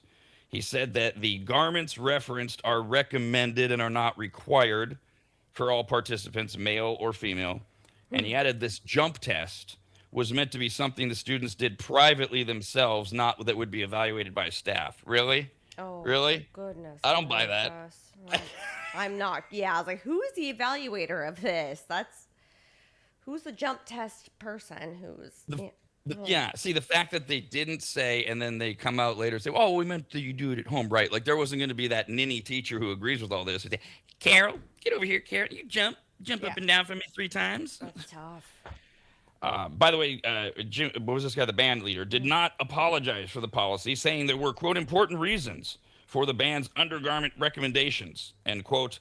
But he did note that some of the language in the policy was potentially confusing. I'm always the outlier on this because I know that we're trying to like not overly sexualize kids, but at the same time, we're talking about high schoolers here. Hormones, everything's raging. It's okay, if it doesn't belong in school, why do we even have anybody dress? Why don't we go back to the school uniform thing? I always go A to Z on this crap, and I just go too fast, I think. I agree with you. They used to have like strap limits, like you can only have this long of a strap. You could only not show your midriff. You cannot, like, there was way stricter rules back in the day. And now they're having jump tests for bras. That's crazy. But isn't it okay? So there's a demeaning factor to it, though, right? Short The idea being she's supposed to be jumping up and down to show off whether she can or can't flop her boobs around. Again, they say do it at home, but I don't know. Is this? My question is, as a dude that doesn't have kids, is this a reasonable thing to be worried about with our kids going to school? Well, I mean, I think that some girls develop it really fast, really, and a lot more than other people as well. So I think it does, I would say, make it very awkward for someone to go through a test like that. So I get it. Yeah, you're going to do it at home. But if you're going to get in trouble for it, you're obviously going to have to do that test in front of someone else that's going to say that you failed that test, right? So, I mean, if you get in trouble by your teacher and they make you jump to see if they move, that would be incredibly embarrassing and something I don't think it should be in the school. Also, it's banned. Like, what kind of flute is she playing? Like, electric flute? Like, what was she jumping? Is she dancing as well? Or he or them or they or whoever it is? It's banned, right? Well, yeah, it's performers in the school band. Yeah. But I'm the worst at explaining to you what a school band might look like these days. I don't know. Yeah. Are there members of the school? Like, is there a school band dance team that doesn't play instruments? I don't know. That tambourine, yeah. The tambourine, those Sometimes drums. they have dancers in the band. I saw drum. I saw Let me ask drum you this line. then. There's like, Let me rephrase it this way. Does it matter what they're doing? No. Is there something I'm missing that they might be doing that would make us go, oh, well, then the jump test, that's reasonable? Well, yeah. no. Might be. We could, Jeff, you bring up there are the girls, people, obviously, but in this case, we're talking about women. They develop faster and quicker. And our valedictorian, she was enormously like over naturally developed, and she would wear tight sweaters. And now, was that all she could get? Was she doing it on purpose? I don't know. This again, late 80s, and it was we all noticed she would sit in the front row, of course, valedictorian, and she would lean back, and she doing it on purpose. I don't know, but everybody knew. We all talked about what do we do when somebody that's built like that. There's like you can make it as tight as you want. You ain't gonna hide that she's got giant bazongas. Why are we punishing her? Right. Exactly. And that's kind of the example I was talking about, as far as there's going to be some outliers that aren't going to fit in within, this sports bra is going to keep you this firm, and if you jump this high, it's going to keep you right there. Like, it's just that's not going to fit. So, and for the people it doesn't, it's going to be embarrassing. Are we? I mean, I do not pretend to be a male feminist. I think that's lame. But I am curious. Are we doing a bulge test on the dudes? Ooh, get it. Sorry. Like not wrestling? kids, not children. No, I mean, Like, let's do a bulge test. But I mean, I'm just wondering, or is this that whole women are pure? They wouldn't look at it that way, so we don't have to worry about the girls. The guys, they can bulge up all they want, or however the hell we rationalize these stupid things. You can only do so much, like keep them in. I'm saying, just it's difficult.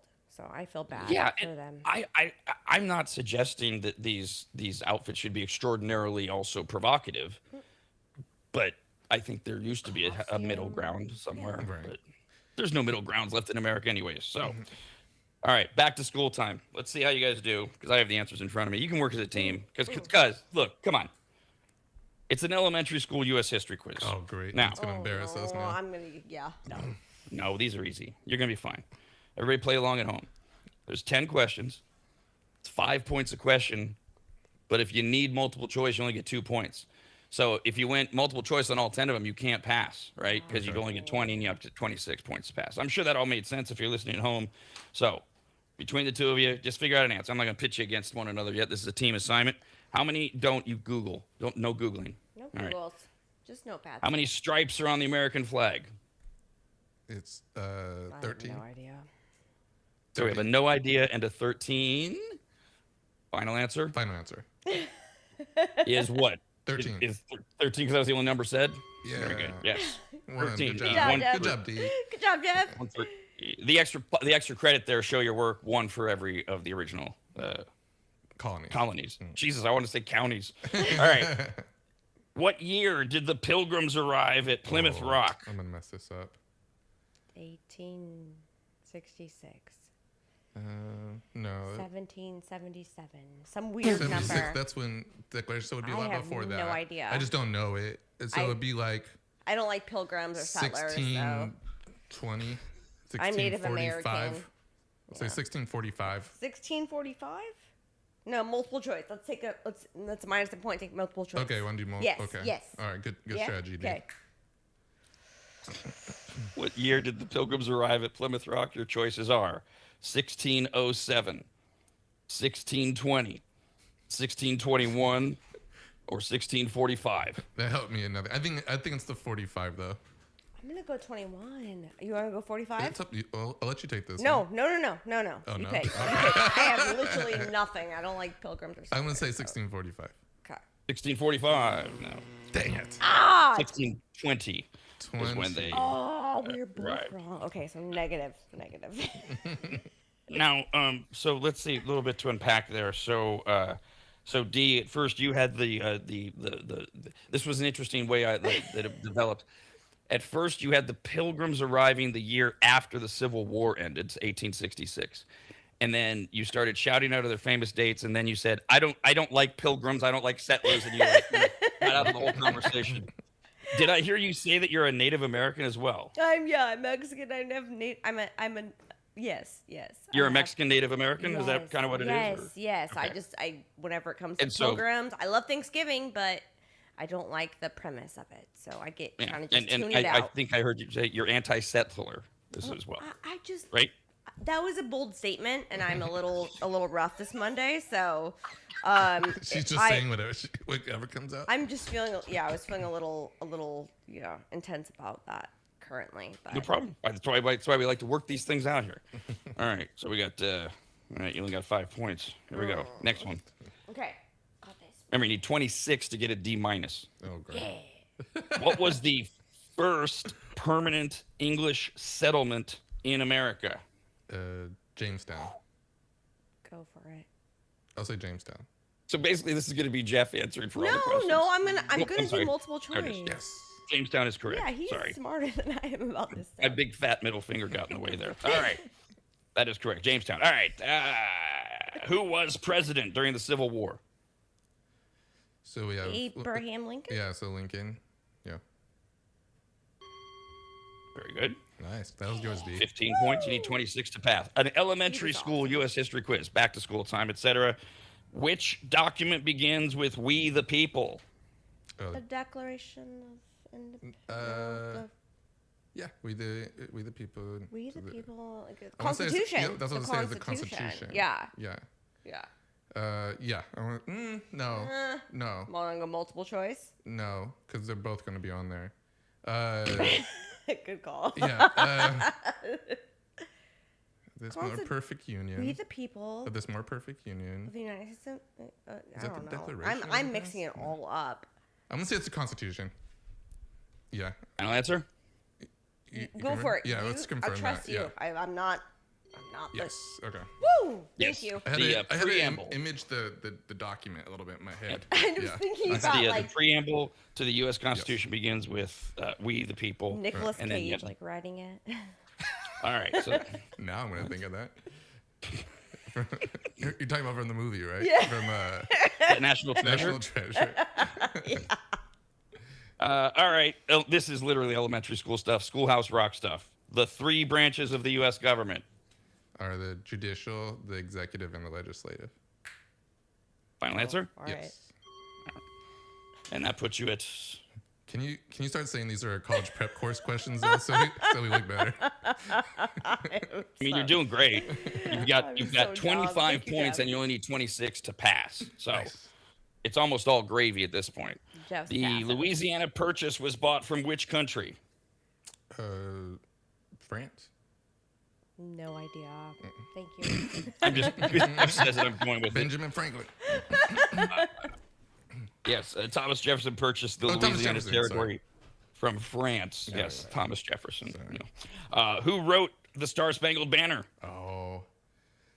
I mean, I would recognize the name, but I don't. Let's do multiple choice on this Oh yeah, one, 'cause yeah. I There we literally go. have Sorry, no I forgot clue. about Why multiple not? choice. Yeah. You've already passed. Now it's just a matter of how much you want to, be C's greedy. get degrees. That's true. Who wrote the Star Spangled Banner? Benjamin Franklin, John Philip Sousa, Francis Scott Key, or Samuel Francis Smith? Francis Scott Key.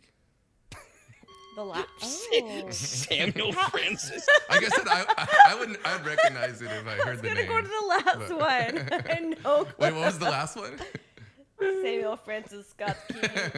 Yeah, they just combined all of them. Yeah. Samuel like- Francis Smith. Well, that sounds good. All right, 2 more. What was the first state to ratify the U.S. Constitution? First state to ratify the Constitution. I mean, I have one in my head, but I don't think I'm right. I would say Philadelphia, but Ratification. I want to say it no. might be one of the southern states. Yeah, Southern state for sure. Or Has to be maybe Southern. Delaware. No. Multiple choice? Multiple choice. Yeah. Let's do it. All right, so instead of 5 points, 2 points. If you get it right, your choices are the first state to ratify the U.S. Constitution: Virginia, Yeah, it might be Virginia. Pennsylvania, Massachusetts, or Delaware. Pennsylvania. Sorry, I said Philadelphia. I was thinking Pennsylvania because Philadelphia and the cream That's what I cheese. meant too. Yeah, but I know I'm not sure if they were the first state to ratify. I don't know. It might be I'm gonna- Delaware or You're going or Delaware? Virginia. Okay, I'm gonna go Philadelphia. So you pick. You're It's a city. the way smarter Sorry, than I it's am. Pennsylvania. That's what we meant. I said Philadelphia earlier. That's my fault. Oh, cream cheese. But I'm gonna say Delaware. No, I'm gonna say Virginia. Sorry, I'm gonna say Virginia, and then D's saying something else. She's saying Pennsylvania. He's saying somewhere between the state of Philadelphia and cream cheese. And which one did you land on, Jeff? picked I Yeah. said Virginia. Virginia. Dang it. It's Delaware. Delaware. Oh, I dang knew it! yeah. You knew it in your heart too. For some reason, I was referencing You something in my second-guessed head. yourself. Yeah. I And had lastly, no clue. what was the name of the treaty that ended the Revolutionary War? The peace treaty. No, the. I The literally peace like treaty. history is I'll take not my strong I'll take suit. multiple choice. I'm sure I get it on a. If I hear. it. So, as you'll find out in your multiple choices, all treaties are named by where they're signed or where they're negotiated, something like that. Not the peace treaty, but your choices are the Treaty of Versailles, No. the No. Treaty of Ghent, No. the Treaty of Paris, or the Treaty of Yorktown. Paris. Is it? Yeah. You wanna say I that? think so. Because they did sign it, I think, in Paris, so that makes sense. All right. Paris, Yep. Paris. correct. Oh, I got Nice. one. Signed in 1783, the Treaty of Paris officially recognized American independence from Britain. So we got 34. Carry the 4 with my calculator on my phone. All right, not bad. 68%. Thank you, Oh, Jeff. dang Solid it. D plus. Didn't even get a C though. I know. My history professor was at ARC. That Was Delaware so one. awful. Yeah, no, I was like, he's like, you are not. I'm like, I get it. You're blaming your professor? No, I'm saying I'm not strong suited in history and science and mathematics. Everything else I'm amazing at. But are you not suited at those because of your professor? No, he was really mean. He's a really mean man. Oh no! Because you were bad at it too. He just reinforced it. Yeah, he was like, here's a C minus. I'm lucky I'm not giving you a D. I was like, oh god. I think I've had those conversations I with have, teachers but I throughout had my an time too. educational Like, scholarship. you're lucky you're not getting a D. You're just C minus. America's RAD Cast continues I'm next. so bad at Only that. on the radnetwork.com.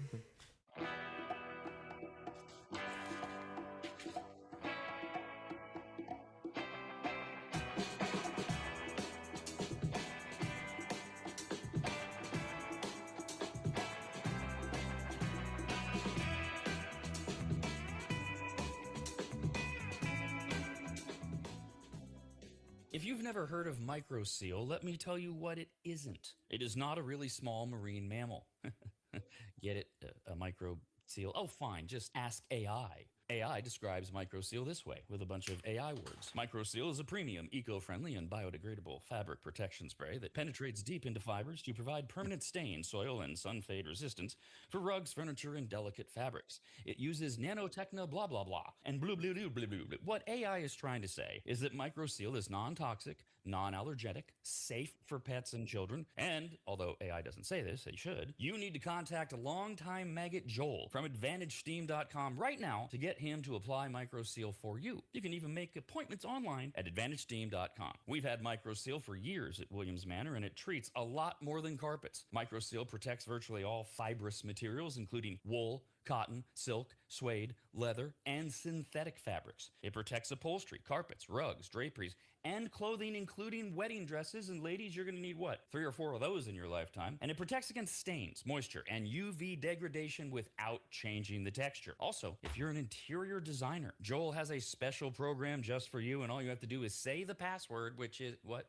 What? There's no password, I guess. Never mind. Whoever you are, contact Joel at AdvantageSteam.com. And if you're an interior designer, tell him, I guess. I don't know. That's AdvantageSteam.com, where you'll learn more about microseal and everything else that Joel offers. At AdvantageSteam.com, that's AdvantageSteam.com, AdvantageSteam.com.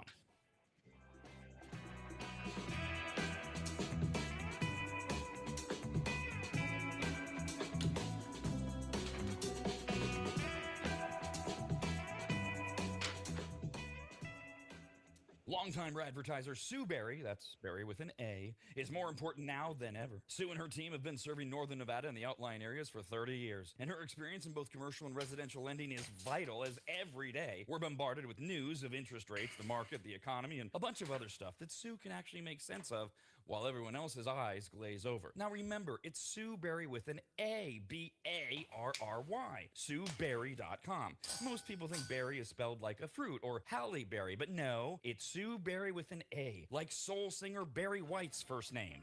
I've heard people say. Stop that. Sue is a broker versus a retail lender, which means she can shop over 150 different lenders to get you the very best rate possible. And on average, someone who uses a broker like Sue saves over $10,000 per loan, which includes refinancing. And if you have a rate at 6.5% or higher, call Sue for a free quote now on a refinance. Sue Berry and her incredible team from Barrett Financial can be found at SueBerry.com. That's Berry with an A. I've been working with Sue and recommending her to you for years. All you need to do is call her now so she can get you pre-approved. Just call your residential and commercial lending expert, Sue Berry, at 775-843-9983. Oh, Rob, stop. You're going too fast. What was the number again? 775-843-9983. Or just head to SueBerry.com. The number's right there. Berry is B-A-R-R-Y. Sue Berry with an A.com. That's Sue Berry, B-A-R-R-Y.com. SueBerry.com. Disclaimer. Sue Berry, NMLS number 366040. Barrett Financial Group, LLC, NMLS number 181106. Nevada 5091. Equal housing opportunity.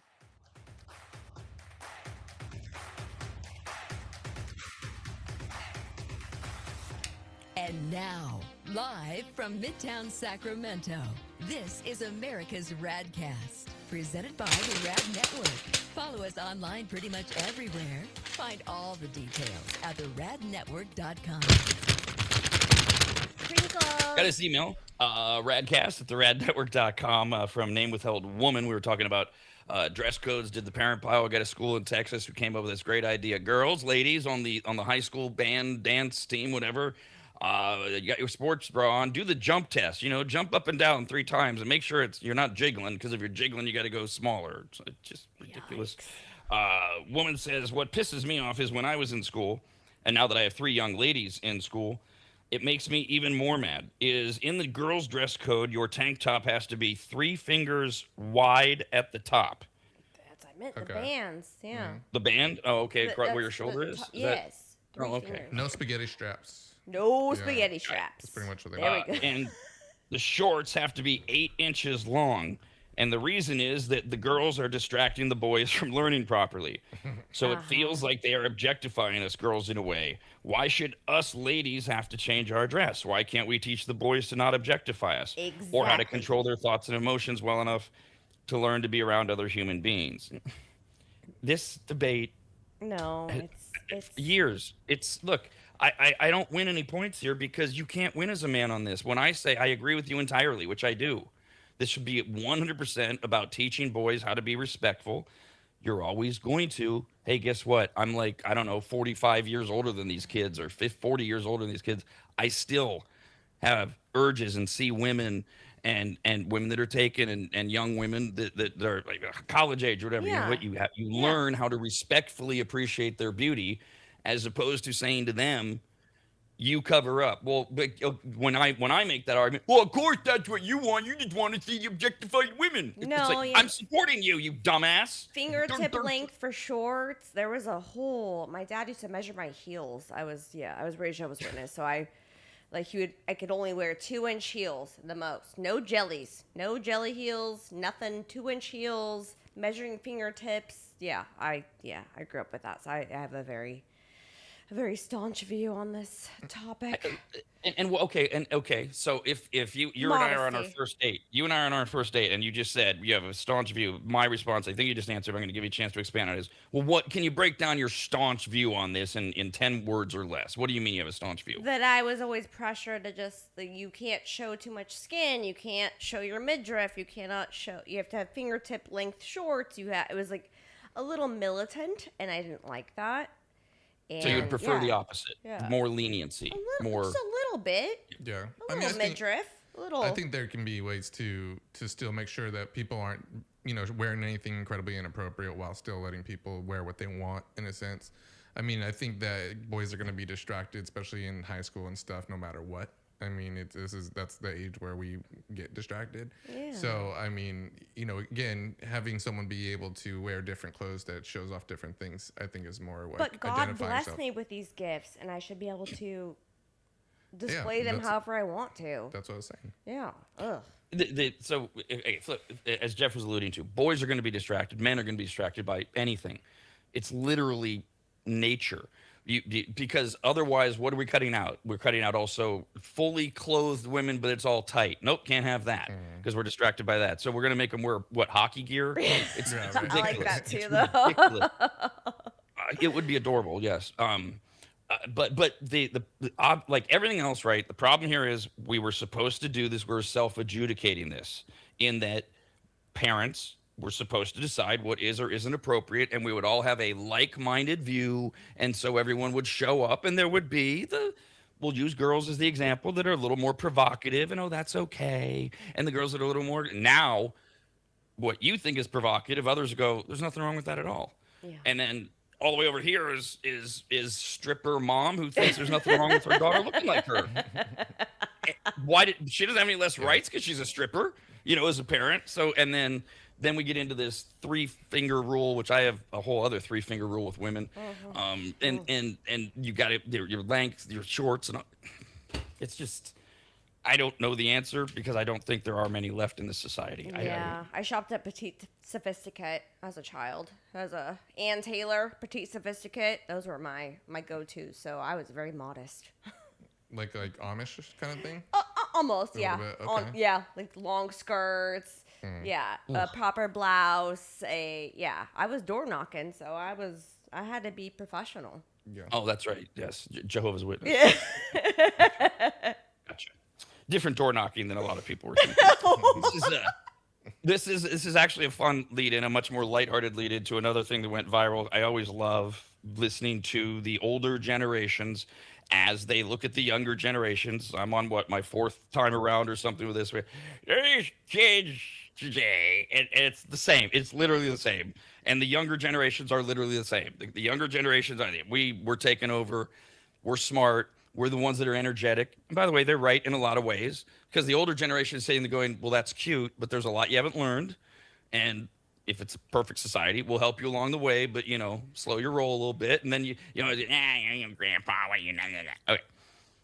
So this is a good part of social media, I think. When you open up a forum kind of thing, about things younger people do that confuse older people. And older people is defined by you are older than whoever you're criticizing. So they have 30-year-olds in here who are bitching about teenagers. Right. So when you hear older people, you might have a vision in your head, but it's like, no, it could be 40-year-olds who don't understand 20-year-olds, etc. What I love about it, though, is they write it in their own words. And it's right out of Clint Eastwood's mouth. Get off my lawn. Yeah. So, some of them. Some are actually pretty good. Some, it's like, oh my God. And we're talking about fashion. And we never understand how the other generations dress, do we? So here's some that went viral.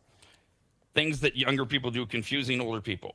Why are they all dressed like they got their outfits out of the Lost and Found? Why are you wearing a granny sweater with a bucket hat and a skirt? Did you get dressed by rolling dice? Oh my God. Oh. I agree. Okay. I do this. I do this. No, I think it's common, especially in the younger generation robe right here. of how they dress or how they wear. I mean, I think what someone told me that Gen Z will spend like $40 on a sushi roll, but not $10 on a shirt. Once I wore baggy want sweats, and you were experience. like, your sweats look really big and baggy on you. I'm like, that's a style, bro. Like legit. Like, yeah. I mean, I'm right. I didn't know that was a style. I'm so either thank you. Adam Sandler or I'm prim and proper. Who knows? Isn't this like because we have to label everything? Isn't it like called thrift shop chic or something like I use that? a thrift shop all the time. I love Big it. surprise. Big Vibes, surprise. vibes. I have a story in here. Maybe it's like the day is a day say where thrift shops come up, and I literally wrote next to it D exclamation. I love thrift shops. I knew it. All right, next one. Things that younger people do. They're not all about fashion, but like the first half of them do. I'm an attorney. I'm only 30. But we have college interns for the summer, and yet I guess the one, she wears sneakers. Oh. My generation would he's 30. He says, my generation would never. It's not a big deal. They're cute sneakers, but my college self wore business casual to every church. Yeah. So it's a big enough deal that you're bitching about it, but it's not a big deal because they're cute. That's making me laugh, honestly. I mean, I think that's getting more commonplace too. Yeah, people more casual. Like the standard quo is a little bit more casual than it used to be in an office. I think. Definitely. I mean, in a law office, you would think that it's a little. Was that what he said? He's in a lawyer, right? Yeah. You would think that it would still be more casual than say here. But Business I mean, casual. more professional than Less. say here. Yeah. But yeah, I could see some of the young, 20-something-year-old Doc Martens, interns coming in. Toms, I was like, that's crazy. My Air Force Ones, my Vans, like, come on. Like, sneakers are an essential part of an outfit. And they have to, or they should have to, coincide with your place of business. And I think that's where there has to be a happy medium. I don't think the old fuddy-duddies have to say that it has to look the same way that they did, Right. but it has to be somewhat professional. And that's, I think, where what I love about this guy is being 30 years old. My generation would never do that. It's like when you go to a dating site and you see an 18-year-old who posts "Life's too short." What are you talking about, child? That's All right, next one. Oh, I guess not. I thought I had it right there. All right, next one. D kind of brought this one up. I don't understand Doc Marten boots with a dress. Doc Marten boots are patterned after combat boots. You're wearing combat boots to a dance. Fire. Goddamn. Fire. Okay. Get it. Or my I never got that Birkenstocks, look. my Doc Martens. I love it. It's a vibe. I mean, if someone looks cute, interesting, if it matches, I mean, I don't really have much to say about what type of stuff they're wearing. It doesn't have to match Yeah. any energy for anyone else besides yourself. Exactly. This is the second cycle of these Doc Martens for me, anyways. The mid-late 90s exploded. Everybody, men and women, and now they're primarily back to women. And it's like, exactly. Look, first of all, you're not dressing for me. I hope dressing for yourself. I look at it and I go, well, I don't get it, but okay, looks good. Cool. Y- I'll take you them know, off yeah, it later. works. Yeah. Let's cares? go. All right, this one okay. Oh, I know what they're saying. Why do younger people wear things like cardigans hanging off their elbows? It defeats the purpose of wearing it. It looks uncomfortable because they have to hold their arms in a certain way to keep the clothing on. I don't understand. I'm trying to What? picture that. Yeah, how are you talking about? Like the ones that like are on over I your have my shoulders or your robe. So elbow? whenever I wear my like sweatshirt over my outfit because I'm kind of cold. I might get cold. I might get warm. Who knows? So yeah, elbows up. So when you put it actually on, Oh, okay. yeah, I'm trying to. like it's a vibe. It's like Okay. a collegiate vibe. Okay. Okay. Well, Yeah, it I really either is. haven't noticed or haven't Yeah. seen it. Okay. It's not winter yet. It's not fall. You like that one? That was a good love one. it. Okay. Next one, things that younger people do that confuse older people. I'm confused by platform shoes, where the base of the sole is wider than the top. I had a couple of pairs of platforms in the early aughts, but the width was pretty uniform. The style these days honestly looks like animal hooves. I mean, I get what he's saying. Is this true? Is this how platform shoes are looking? Like I they don't come wear heels out, very you know often. what I mean? Like a hoof. Yeah, they Like are. a They hoof? look. They are a hoof or a hoof. A hoof. A hoof. Sorry. I was trying to use it in Rob's old man voice, but See, well, it comes naturally to me. hoof. Yeah. I'm in the 50 to 70 age demographic, That's as true. Jeff reported earlier this week or last week. Platform for sorry, these are they're heels, they're heightened, but they're bulky or whatever. Yeah, they Just were different, like in the '70s and like disco Yes. era. Like they're different vibes now. But yeah, I get it. I don't love platforms. I like being small. I don't understand wearing a long T-shirt that you tuck into your pants, but only enough to display your zipper belt buckle. Well, I understand it. I don't like it. They're trying to show off their belt buckle, their designer thing, depending on where they're from, okay. or they're hey, look, I didn't win the rodeo fake belt buckle. But it's a lot of broads like this look because you get to see the Gucci thing. It works on the right girl, Right. If basically. yeah. Like I all mean, if this. you have a nice belt buckle and you don't want to tuck in your shirt so people can see it. I used to have a don't collection see of belt anything wrong. buckles for sure, but I never was like, I don't know. I've always been thin and petite, so it just kind of works in my outfit. I just don't. I mean, I have some nice belts and some nice designer belts, and sometimes you do. Well, then wear the right shirt. I don't then go, well, I'm going to wear this long sleeve T-shirt and I'm going to tuck it in and look like an idiot. So you can see this is a Dolce & Gabbana, blah blah blah blah. I just made up a new Formal, company. informal. Maybe that's what it is. I don't know. Maybe. This has been around forever. This is not about these younger people. It used to be older people, then younger people. Now we're back to young people. These crew socks that are put up to the knees. It looks stupid. Yes, it does. The what? Always has. Crew socks. Oh yeah, yeah. I love socks. We're talking about like Mitch Williams kind of stuff. No, like like tall. all the way up. The tall. Yeah, get it. But not on dudes, right? Hot vibes. No. Yeah. No. You're a You're cholo. Yeah, no, I'm into it. Like yeah. Oh, this a is that. Oh, this is that old person I hate. This is somebody in my generation, or even God forbid older. Everything is a crop top. It's done. Let it die. Well, how about you die? What? Get that crop top. I'm 40. I wear crop tops. I don't care. What? Who cares? No one should care. Well, most should care about most of this, I guess. Next one. I don't understand young women wearing oversized, baggy shirts that are so big you can't tell if there are shorts on underneath in public. That is, I see that a lot, pretty often. But again, it doesn't bother me. I love Yeah. it. I'm either Adam Sandler or I'm prim and proper. Yeah, it's a vibe. It's so comfortable. You just want to just be wearing just comfy cozies. I'm assuming they have shorts underneath. I don't. Well, usually yeah. I definitely wear shorts underneath or a skirt or something. But yeah, it's awesome. Here's another one that's been around. What is this? The third time we've had to go through this bitch. Ripped jeans. Oh, okay. Oh my god. This started what in the 90s? Maybe or did they have a run before that? Jeans that cost an enormous amount of money. I mean, the really big holes that leave you feeling the breeze. Why don't you just rip some old jeans you already have, or buy a regular pair and some scissors? I used to get sandpaper and do my own distressed jeans when it was very popular. So Nice. no, it's a vibe. No. Yeah, I mean, I don't care if you make them or buy them. Who cares? You're ripped jeans. Get my own sandpaper. Those are the bitches that I do wonder what's really behind it. What are you mad at? Because that's what the fashion is. I don't just shut up. they've got holes in their jeans. Yeah, and it's been out for a while now, where I think it's been pretty commonplace. I mean, where grandfathers go and give like $20 to their granddaughter and say, if you can't afford jeans without holes, I'll pay for them. $25? What? You haven't seen like those videos or anything of like, yeah, like if you can't afford pants without holes in them, I'll buy you some. No, okay, Grandpa Jeff.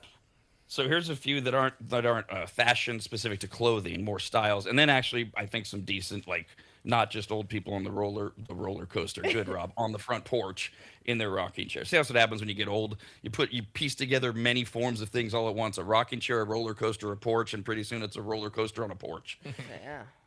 Yeah. All right, I got one for you. I don't get thirst traps. What is the appeal of taking a picture of yourself in nothing but your underwear, grabbing your bulge, and posting it for the whole internet to see? Okay, Grandpa. Get it. We don't need to respond to Yeah, that. I mean, I'm sure that some people have. When you're reasons to do hot, it. you're hot. Get it. Right. While you can. I don't understand why women have a strand of hair on each side of their face when the rest of their hair is pulled back. It looks like the strands came loose, but it's on purpose. Oh my god, I get made fun of for my little hairs, but yeah. Not at work though. It's not safety. It's not safety protocol for restaurants, so I cannot have my hair down in the face. So I thought you were talking about hair. I'm like, who cares? Oh no. I make her put it up. Yeah. So, put your hair up. Get that one strand. Where's your Get that one hairnet? strand. Where's your hairnet, D? Get the scissors. I'm confused by shoving as many piercings as possible into one area, Get it. especially the ears or mouth. It looks incredibly uncomfortable and ugly. Plus, I can't imagine it being worth all the healing time you would need. Well, that's not for you to judge, you dork, but you probably don't need, I don't know, what's the limit? No. My sister got More one of than those like, 6? nose piercings. I don't like it, but it's so cute on her. They call it, I think, a septum piercing. Yeah. It looks so cute. I used to have a lip piercing. That was a big vibe for me. But I never had like a tongue or eyebrow. Jeff, any piercings? Nope. No? Piercings. Okay. Yeah. No tattoos, no piercings. No, I got this cut on my arm. I got a scrape though.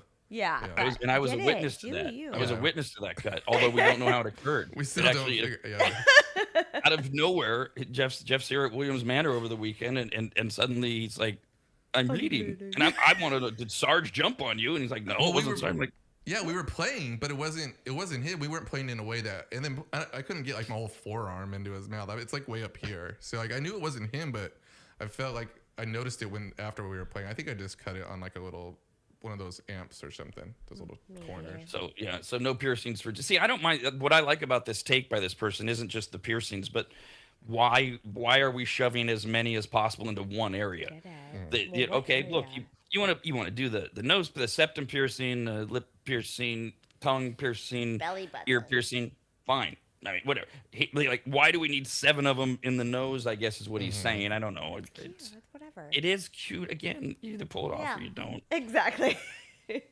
I already did that one. Wait, there it is. There.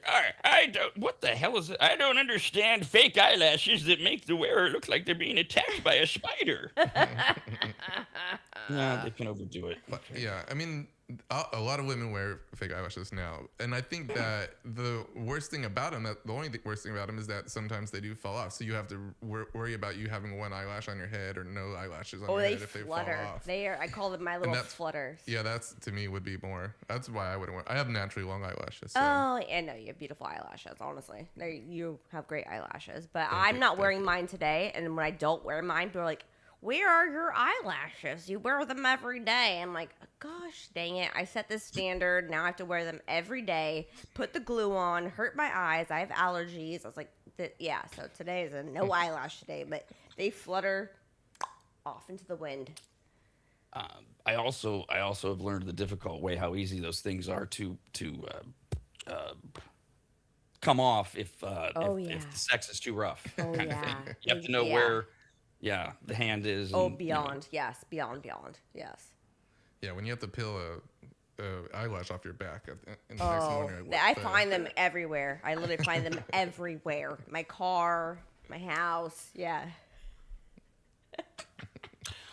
Here's another one that quote everyone's doing, and again, if it goes bad, it goes bad. But I'm pro this because of my personal issues. Lip filler. Yeah, every young woman at the mall has massive swollen lips. Looks like she got stung by a bee. It looks painful. Okay, again, you can overdo it, but since I don't trust people with no upper lip, I'd prefer you have an inflated one. Yeah. No filler. No Botox here. Nothing. Nothing. All natural. The comically big ones are obnoxious. I know. It's- I know. if this is one of the many new things for it was so much simpler as a boy in my time. It was just, are those real boobs or fake? Now it's everything. Real lips or not, can't tell. And then ultimately you just kind of go, do we care or does it look good? Does Right. it feel good? Does it have to? Right. I don't even know. I feel like it's tough because, in my opinion, you're boosting your lips. I don't love it too much because it holds it in a certain aspect where that's how you look all the time, really. And so even when you're not smiling or even when you have a blank face, your lips still look exactly the same as if you did or you didn't. I'm naturally pouty, so my lips just. In so many ways. She works at her pouty lips out, I guess.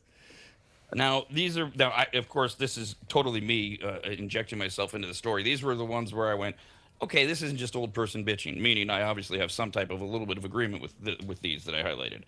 A lot of younger men wear underwear under their swim trunks. Why? I No, I guess haven't they done want that. extra protection. Get it? Like whatever. From what? I don't That's know. what the from the swimsuit's water for a. It comes lined. Yeah, it usually has a little lining in But it. the liner, yeah, I'm saying most people cut them out and they wear underwear underneath it because it's more comfortable. Most people. Most younger men. Oh. Just saying. God. I've It done is research. getting I've done so much harder to not be that guy who bitches about younger men. Oh my God, if this is why? Why? So okay, wait. The theory is what? They're scared of the chlorine? No, If the they're in- liners are uncomfortable. Like they if you're packing, they're not comfortable. You want to wear your own comfortable underwear. Oh my That's what God. I've heard. Oh. Yep. I mean, for me, to me, it's always been just it's a lot more free. You know, it's a lot, Yes. really thin Oh. underwear. It's usually it's cotton or something. It's gonna weigh you down a little bit, so it's not, it's like swimming with a t-shirt on. It's gonna be really heavy, right? It's like gonna be like super like heavy. What do you swim in, Jeff? I I thought you swim a lot. Yeah, You wear Swim just in, your like, trunks. Trunks. Okay. Yeah. Okay. it has a lining in it. Okay. Yeah, Yeah. I just want to know. I bought like 10 of them at like Costco. Like a bunch of they're all the same. I loved it. That's They're like so the same. Jeff. They're the same. They're all the same. It's just you just picture his closet if he even has one. And it's the same shirt. When I There's s- like two different kinds of shirts, dress shirts and short shirts. Or it's like all the same color because he doesn't know he's colorblind. I really do. I need a better answer though as to why they're doing this because I want to know. Come on, guys, why are you Are they afraid of scared of getting something? pantsed? What? Maybe Well, yeah. because like you're is that why? Because Maybe. young boys do that. But he's not saying young. I'm saying like I'm talking like 21 to 30. Yeah. I mean, Like the I'm way this saying, I'm person not talking says about it, young children. Like I'm saying. this person like, says a lot of younger men, so Oh, we gotcha. presume Okay. men. that hopefully they're past all that weird because that does happen. Jeff's right, the high school gym thing and Yeah. all that. But eventually, but I don't. Yeah, maybe they just want to show off their name brand underwear. Maybe Yeah. if they buy like, Calvin Kleins and yeah, they're expensive. But they're wearing it under their swimsuit. Yeah. What? Yeah, double swim protection. See, I gotta know. I gotta know. I don't know. Wait, did I do the other one there? Yes. Okay, next one. I totally do not understand why younger guys are wearing dress pants that are way too short and then they don't wear socks.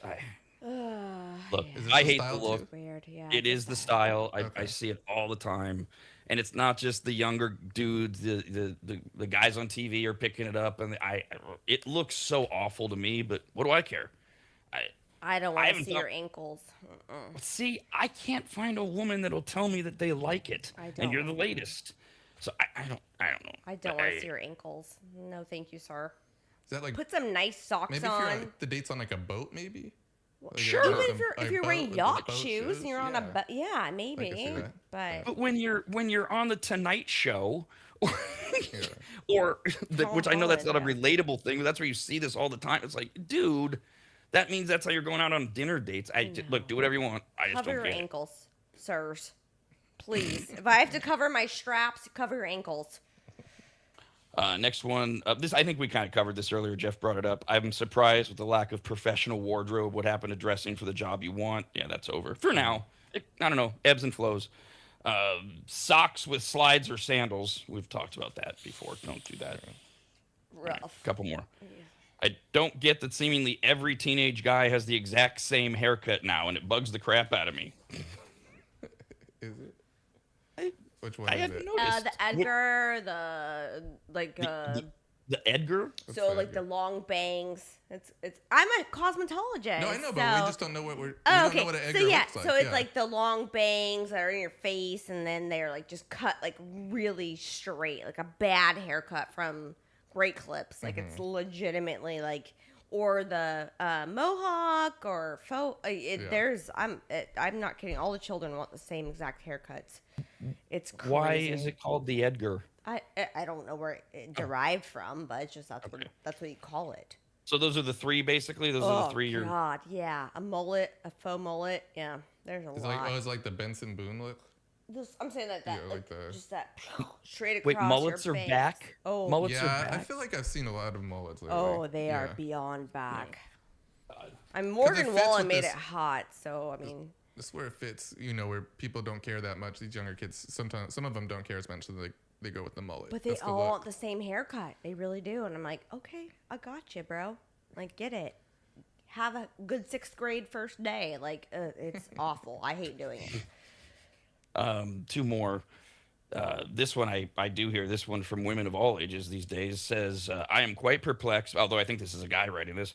I'm quite perplexed by younger men's unwillingness to make a move when they feel some chemistry with a person. I understand dating is hard and there is always a risk of rejection, but I have seen my younger brother basically go all the way through high school without ever once kissing a girl or having a date because he has anxiety about being rejected. You miss 100% of the shots you don't take. Yeah. That's a good one. Always been an issue. It seems like so much of an issue now, more and more. That I don't.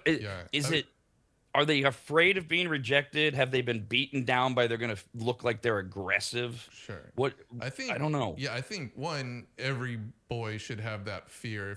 I'm assuming he's young, well, he's in high school, so going up to a girl and feeling like you're going to get rejected, that's the fear of every single person.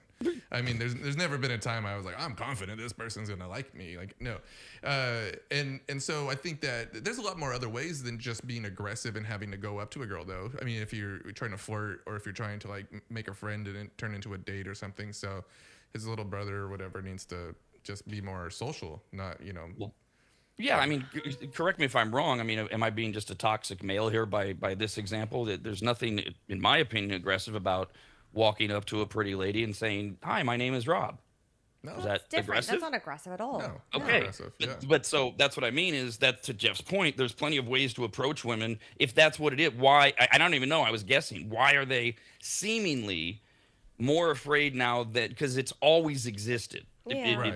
Right. Or maybe we're making too big out a deal. I don't know. Again, Jeff brought I'm up last thinking week. in a movie, you're going to a movie together, and like, do I put my arm around her? Do I try to hold her hand? Right. But you should talk about that before. And people have a lot of social anxiety, think- so With this See, younger I generation, think that might be the problem. Is it was never. Oh, we should talk about this before when we're getting down to things like, oh, I'm going to put my arm around you. Yeah. And now I think, look, don't get me wrong. I'm not anti-consent for God's sakes. No. But I think we've got to the point where we're consenting on every single thing all the time, as opposed to it used to be perfectly acceptable. You go for the arm around her. She says nope. And the arm goes back around and you go, all right, we're not doing that tonight. no, thank you, sir. That was kind of where no means no started and ended. And then we had to turn it into yes means yes. And now we're getting, what is it? Authoritative consent on things like now the girl, depending on how far into it, the girl says, yes, you may hold my hand. It's like, can we do a little bit of, It's too convoluted, yeah, on mine. right, a little bit of courting the- kind of thing. Anything? But I don't know why I don't know. Is that it? Is that why dudes are afraid, or are dudes just lame? And I was saying before, Jeff brought up last week, there's this phenomenon of when you do this show every day, you start to wonder, did we talk about that on the air? Did I talk about that with a friend? But the story is still relevant. Of all the people, there's a politician on a couple weeks ago. They're back home in August, right? And schools, they're having tailgate parties, they're getting all the sororities and the fraternities and whatever. and this dude, he's a younger politician, like in his 40s, and he's at his alma mater for a football game preseason. I don't friggin' know.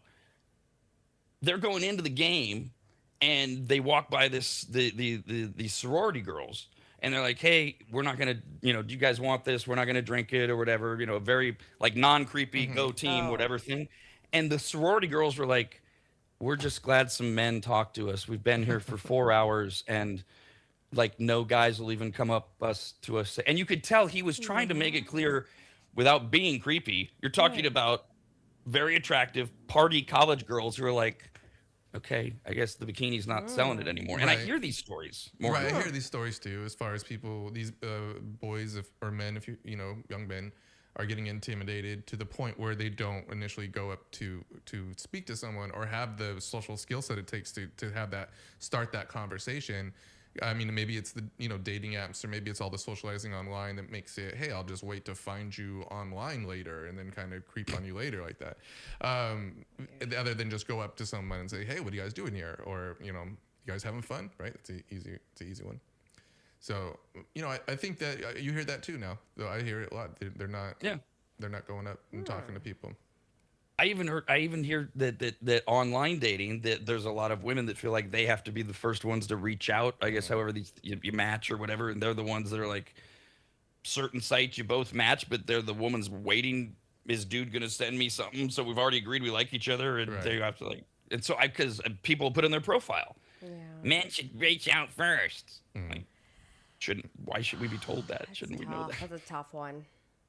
Okay, please, by all means. I don't date, no, so I have no idea. I see a lot of first dates in my restaurant, and it's awkward lately. Like, you just never, the man taking charge, the woman taking charge. It's things are dicey out there. Good luck, Rob. Well, I mean, it shouldn't be a battle like that. But I hear these stories, and there should be a way to kind of determine ahead of time, is this even like the kind of person I'm gonna have those I hear the stories about how awful people say it is, but it's always kind of been awful. It's just kind of, are you good at it or not? Dating's never been, I think, like something that people are like, man, that's the funnest part of getting to know someone. It's the first date. It's always hard. The last one, which just caught me way out of the blue. So the whole idea was this viral post, things younger people do that confuse older people, is mainly style, fashion, some behaviors, and then this one. I'm surprised by the popularization of younger men eating women's asses. It is awfully confusing and extremely unappealing to me, though I know plenty of people have their kinks. Nothing wrong with it, but them being so publicly open about it is the part that is mind-boggling to me. I mean, I can't speak from experience here, but from what you see in movies, I think you see that more common. Like the way they just talk about it in movies than they did 10 years ago. You would say that act is a lot more common in younger people. Yeah, get it. If you want to do it.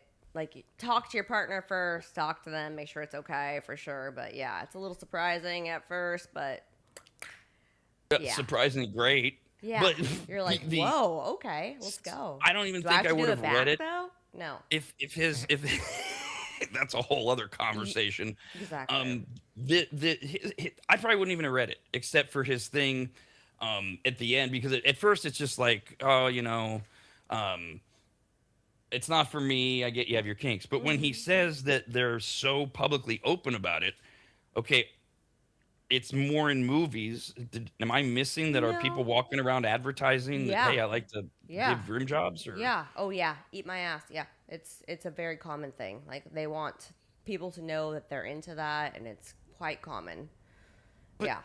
Okay, so like on dating sites and stuff. I don't do dating sites. But so how would this guy know? Are they wearing shirts? I mean, what? Yes. I think they just openly talk about it more. Yeah. Oh, okay. I prefer this. I enjoy this. I like this. Can I do this to you?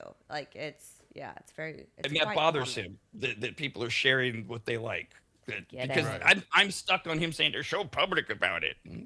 Yeah, I think it's just more like even just in movies, like I mentioned, you hearing them talk about a lot more than you did 10 years ago. It is. Yes, that is true. Although D does bring up that weird double standard in especially in woman land of okay, I'm a woman, I like it done to me, I ain't doing it to him. That's gross. Hell That's to the gross. no. You know Hell what to a the guy no. does down there? You know how gross it is down Yeah. there? No, gross. And all the hair and yeah. I'll wax you things. first, maybe. Oh, Possibly. So, okay, see, all right, we're making progress. We're negotiating. America's RAD Cast, only on the radnetwork.com.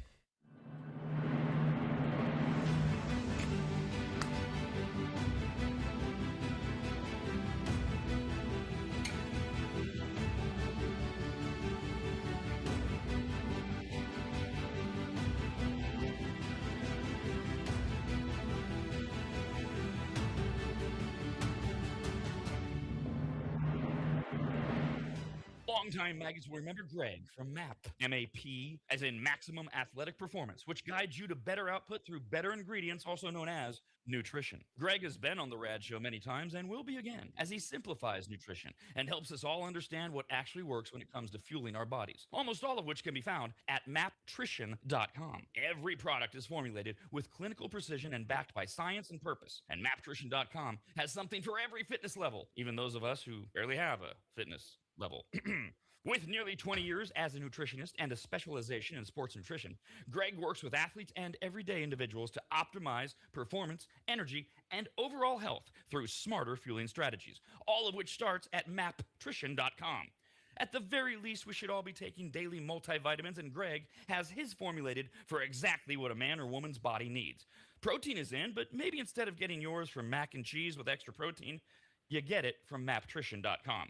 And of course, all things workout, training, and exercise are available as well. From pre-workout to creatine and other muscle builders to recovery supplements and more, all at maptrition.com.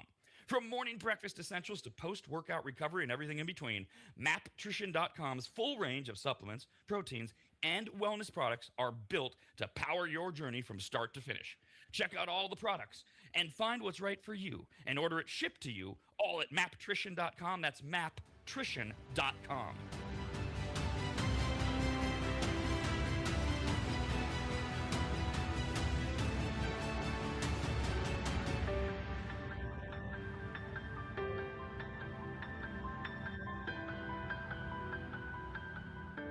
Longtime advertiser Sue Berry, that's Berry with an A, is more important now than ever. Sue and her team have been serving Northern Nevada and the outlying areas for 30 years, and her experience in both commercial and residential lending is vital, as every day we're bombarded with news of interest rates, the market, the economy, and a bunch of other stuff that Sue can actually make sense of while everyone else's eyes glaze over. Now remember, it's Sue Berry with an A, B-A-R-R-Y, SueBerry.com. Most people think berry is spelled like a fruit or Halle Berry, but no, it's Sue Berry with an A, like soul singer Barry White's first name.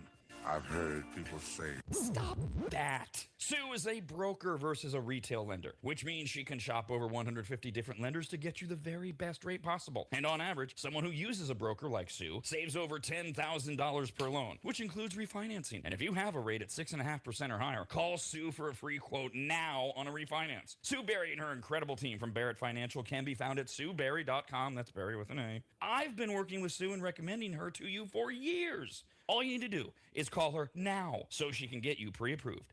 Just call your residential and commercial lending expert, Sue Berry, at 775-843-9983. Oh, Rob, stop. You're going too fast. What was the number again? 775-843-9983. Or just head to SueBerry.com. The number's right there.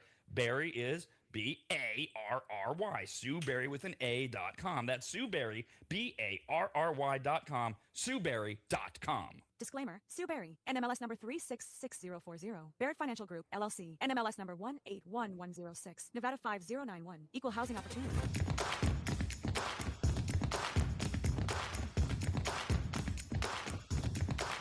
Why is it called America's RAD Cast when RAD doesn't stand for anything? Because that's why. Call the show at 888-587-5355. Pringles. Got this email to radcast at theradnetwork.com. Came in over the weekend from Ramon. Ooh. Says, hello, Rob. Very formal. We talked about this. He says, I know that you like Ricky Gervais. Have you watched his new cartoon show on Netflix called Alley Cats? I've watched one episode so far, and it's so good. Well, that's comical in and of itself. All right, well, this is an excuse then to just jump into entertainment news. Overture, curtain and lights. It's time for entertainment news. So, stand-up comedian Ricky Gervais has this ongoing contract with Netflix, so he does not only stand-up shows, but he did like Afterlife, that extraordinary show about his wife dying of cancer, and now Alley Cats is the new one, and there's 6 episodes. They're all up there. They dropped it once, and it's Ricky Gervais as the head cat of these, I don't know, 4 to 6 cats that live in the basement of some house that's dilapidated or whatever, and then they roam the streets as a cat gang, and along the way they adopt this kitten that's lost. And they're trying to find the kitten's home, and through the whole thing, they're highlighting that cats are asses, and and that all of the stereotypical cat things that are in there, but they also kind of do their social stereotypes about how cats would be the old man on the porch and they're bitching about everybody. And there's these stories of protecting this kitten and this coming of age thing. Look, if you're a Ricky Gervais fan, and if you've ever owned a cat or pets, you're going to love it. What I was laughing at with Ramon is he said he watched one episode. They're like 15 minutes each. It took me an hour and a half to They're just binge them. shorts? Okay. They're 15 minutes. Like Okay. I think the longest one was 17 minutes. Yeah. And they're just great little one-off stories. I thought it was great. I really enjoyed it. I laughed. I got emotional a little bit. It's funny. Oh, okay. I'll try it. I'll try it out. Yeah, I'm definitely gonna check it out too. Yeah, I've been staying with my sister a lot, and she has cats, and yeah, they're Oh. I'm not used to them, and they just pop up, and they're weird little creatures. I'm a dog person for sure. I don't dislike cats, but I'm just like they are crazy little animals. And Gervais is an animal lover, and he doesn't have dogs because he travels so much, but he does have cats. He's got keen insight and he works the cat thing into this. And I don't think you have to have had cats to appreciate it, because we've all heard so many of the stories. I think if you have, though, you'll even more appreciate it. But you don't have to have any cat references to enjoy all the other social commentary Good. Okay. that goes, and just They the pop up. They're crazy. that thing that Gervais does where he has this gruff, I'll hate everybody kind of presentation, and yet he's a big softy sort of thing. And the way he finds a way to work it into, and he wrote and created this whole thing, and he works it in as he's the lead cat. I'm the lead cat, but he's afraid of spiders and he's afraid of water, and he gets beat up, and then somebody else shows this kitten about protecting the kitten, and then Ricky Gervais is a big soft. It's just a great Okay, okay, I'm story. gonna watch it. Gonna watch it with my sister. She'll love it. 2 hours at the most Yes, to get through all. do it. All right, so that's there. It's hard to find. I don't know why Netflix sometimes, all these streaming services. What is their problem? As far as like Make what it easy. promoting it, yeah, I think bet. I can speak to that, because even though you've told me about it multiple times, I think I've only seen it like in my previews or in my this is what we think you'll like or stuff like that, maybe once. And I was like, oh, that's the show that Rob was talking about. I'm gonna check that out. And I haven't really seen it pop up too much at all. So yeah, you might be right. They might not be promoting as much as they should. Which makes no sense. I mean, I don't know if they view it as, if Netflix views it as, okay, well, he checked a box on his contract, and I haven't seen Gervais. I don't do social media, but I haven't seen him promoting it. But it's a really good show. I get so frustrated. All these streaming services on Netflix, I actually have like a Ricky Gervais collection thing in my profile, because I've watched everything he's ever done, and they didn't recommend. I had to search it by name. Oh, really? Well, I think it's like Pets. There was that movie Pets 2 that Kevin Hart was in. And I think it's kind of one of those things. They didn't really promote it very much. It's like it's a kid, is it adult? Like I think it's just maybe a little more provocative for the cats. Yeah. And because some dork at Netflix can't figure it out, they go, screw it, we just won't promote it. Well, because it's an adult show, right, Yeah. Rob? Okay, Yes. yeah. Yeah. I would assume so. Yeah. The aristocrat. Yeah, very much so. Because they do. One of the cats is the strung out Keith Richards cat, and the disgusting, horrible things he's done or does, or there are some real laugh out loud moments I want to check it for out. sure.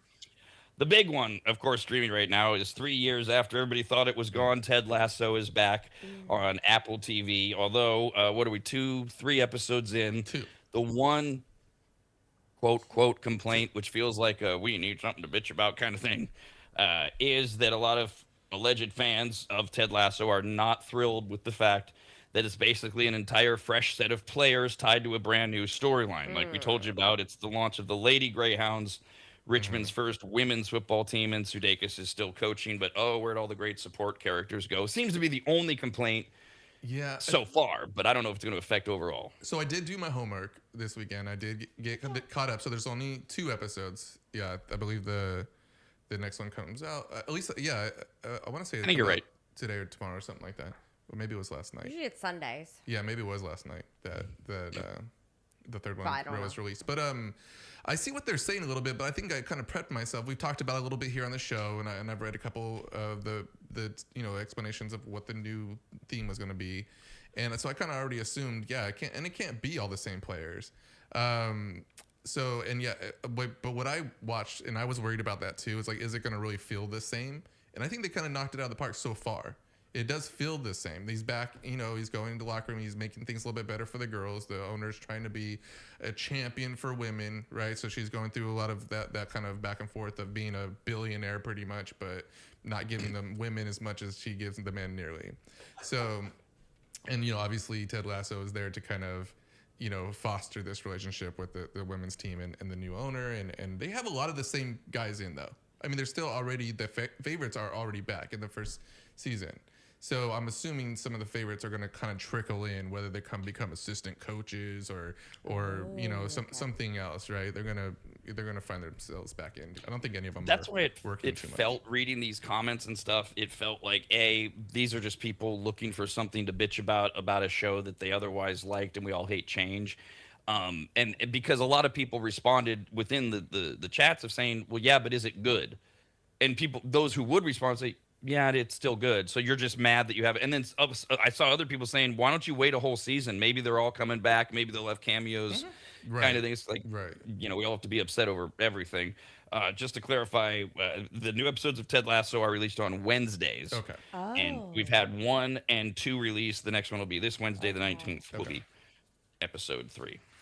So thumbs up so far? Yeah, definitely. I mean, it seems very similar to the last time they started this. So season 1, pretty much, where he comes in and he's trying to do his little Ted Lasso magic by being like understanding and patient with people and getting them through their problems and hopefully turn into wins. So, but yeah, you don't see a lot of soccer yet, which is what I kind of liked about the original, was that you got to see a little bit of action, like some of the games they would play.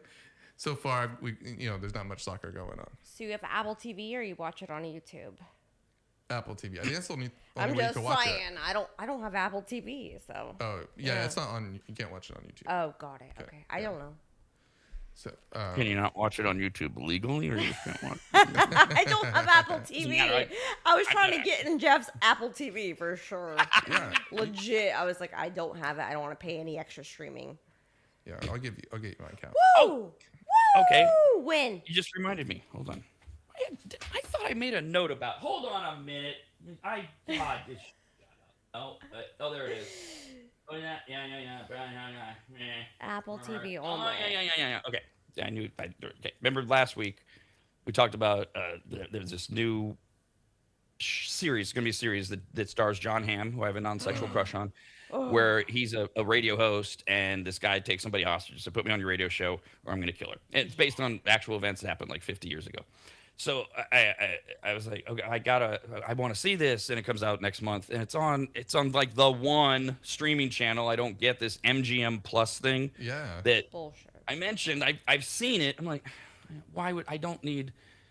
And then I was, my first reaction, I don't need another streaming service. And then I noticed, as I mentioned last week, this is MGM. They have this extraordinary catalog, and a lot of their titles they've gone out of their way to protect, so that they've never gone to HBO or Showtime. The only way you see them is on like TBS, and they're all edited and bleeped out. And I don't know that these are MGM movies, but I gave the example of some of my favorites, The Departed or A Few Good Men, which I don't know why. When you're flipping around and you're lazy, you have these shows already saved, right, in their original form. But if they're on TV, I feel better about it. It's like I'm part of the human race. I'm watching. Like, there's some loser in Atlanta who's doing the same thing I am on a Saturday afternoon, I'm watching an edited version of A Few Good Men with commercials when I Yes. own the movie. Yes. But I'm with that guy in Atlanta. I love it. So, on Saturday, I think, I realized there's so much great baseball. Trust me, this all comes together. There's so much great baseball going on right now. At one point on Saturday, 5 teams in the American League were tied to be the last playoff team. And that ebbs and flows and changes. And if you know, you know, kind of thing. So I finally gave in and I said, I just got to buy the baseball package. I've gotten through the season I know. using the MLB network and ESPN and TNT and Fox. But I just got them all so I could watch them all. So when I go on to my DirecTV thing, I figure I'm just going to cancel it in 6 weeks anyways. So, oh, wow, look at that. I get a trial run of $11.99 for 3 weeks. Maybe I'll cancel after that. But right there on the page, you know, of course, do you want to add? And there's damn MGM Plus. Oh, you added it? Of course I added it. Because that one, it's 99 cents a month for 3 months. That's like, BS, well, I'm going to yeah. really get a feel for this. Okay. And it's only like $8 a month or something. So I ordered it. Walk away, you wait for everything to come. And at some point, a little while later, I thought, oh, I should make sure. Am I getting the chance? Yeah, get baseball. Good. We're getting it. And let's go. Let's make sure. Oh, yeah, MGM Plus. Oh, look at that. Beverly Hills Cop. The original Beverly Eddie Murphy. Oh, man, I haven't seen that in years. And then, like, an hour and a half later, I'm like, what happened to my hour and a half? I just watched Beverly Hills Cop. And I was looking, it's like endless, where I wrote it down. They did all 3 Beverly Hills Cops, and this is not a commercial for MGM Plus, by the way. I was just like, wow, 40-Year-Old Virgin, Talladega Nights. Oh, These are all this weekend. Face Off, Inception, Creed, Naked Gun, Internal Affairs. That last one's a great Richard Gere film. I'm like, oh my God, look at this. This is exactly what I hoped. So, Okay. yes. I might try I it got out, it. but I'll be able to report on the John Hamm show next month. And Yeah, I'm looking through some of their movies. They're Peacock, trending. Yeah. Apple, Netflix, all the They have all the- freaking they have all the HBO Rockies. Max. It's a lot. They have all It's the a lot. Rockies and Rambos. So if They that's- do. Ooh, yeah. Rockies. I need some inspiration. My gains. Catch up. don't. At some point, we'll have to dive back into the streaming thing because if you listen to the sports show, that's one of Steve Mickelson's thing. And there is, I get it. There is an understanding of there's too many streaming services and they're all a little different and we're all paying so much sort of thing. I don't know where it's going to end or consolidate. We've heard rumors as we see all these bundles coming together. Will they ultimately come in a behemoth? I don't know. Star Wars, But I know it's Hulu. hard to keep up. Yeah. The definitely. surprising news in the entertainment world this morning, if you're of a certain age, was Hayden Panettiere died yesterday. Really? I saw that. Oh God. She was her big break. She was on that show Heroes. She was a cheerleader, and then she became an it girl for like a minute and a half. She did a dolphin movie or some swimming movie or Yeah. something. Yeah. She was in the show Nashville. She was in a couple of the Scream movies. She was 36 years old at the time, and we've got an update now. They said no cause of death. Of course, you write, 36-year-old in Hollywood, obviously drugs. Got to be drugs. Matthew Perry. TMC says that Hayden Panettiere traveled from L.A. to somewhere in the South on Saturday, which I thought, well, San Diego? What? Yeah, South of south what? of the United States or Texas? I don't Maybe know. Texas? I don't know. The south of. This was all they had in the middle of the night was police had responded to an incident involving her, and they were investigating her death. Friends said she's been complaining of back pain over the year. All I saw was an alert that came in a little bit ago. They were now saying a cardiac incident. Wow. She leaves behind her 11-year-old daughter named Kaya. So Yeah. that's Wow, that's horrible. we'll get more detail. I don't know what I that read a means. She little was- bit about it. It was I used to. What did you read? Do you have Okay. Oh, more? I was is just it all on rumor? TMZ last night trying to do some research and just doing. I was like, oh, it was, and it came on Facebook, came on Instagram. She's been going through some struggles for sure, and she's been on air and like just been like a little bit. Yeah, she's been having issues with custody, and it was it's. Really? Was yeah. it like Britney Light stuff? Yeah, actually. Oh, Yeah.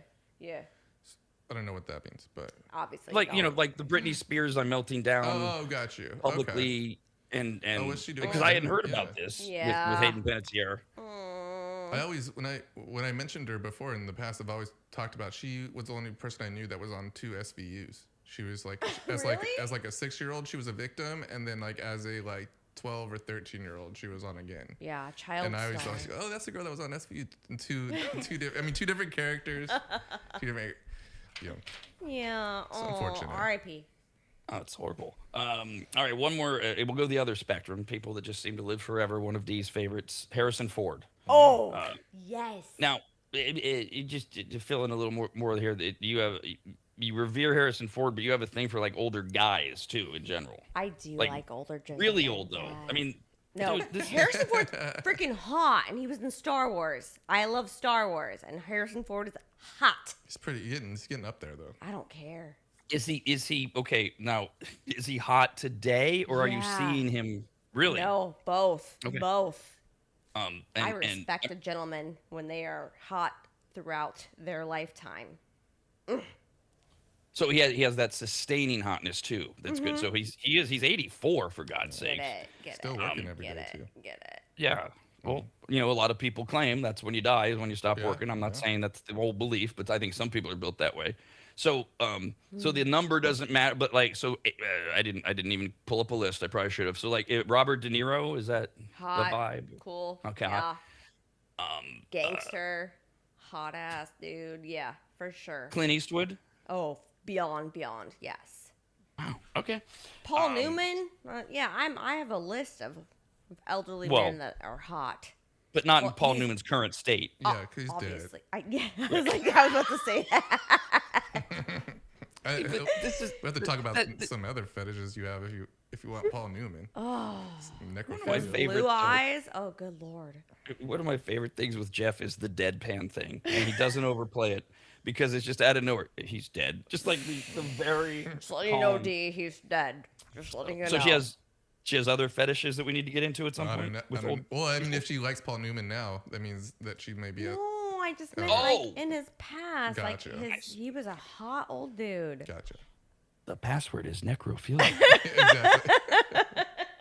Harrison Ford was part of the announcement yesterday for Disney World's new attraction, Indiana Jones and the Myth of the Jade Serpent, which is currently under construction in the Animal Kingdom on the site of the former Dino Land USA, which closed earlier this year. None of that means anything to me. I've never been there, but I'll go for Harrison Ford. At Disney's D23 convention, oh, they even named their convention after you. The D23 convention over the weekend, Harrison Ford announced he is the actual model for Disney World's new attraction. Wow. That is what we call a non-announcement announcement. That is, Indiana how much did Disney pay Harrison Ford to fly in from Montana just to say, I'm the model? Oh my god, he's so Thank you. hot. Yeah, he's so hot.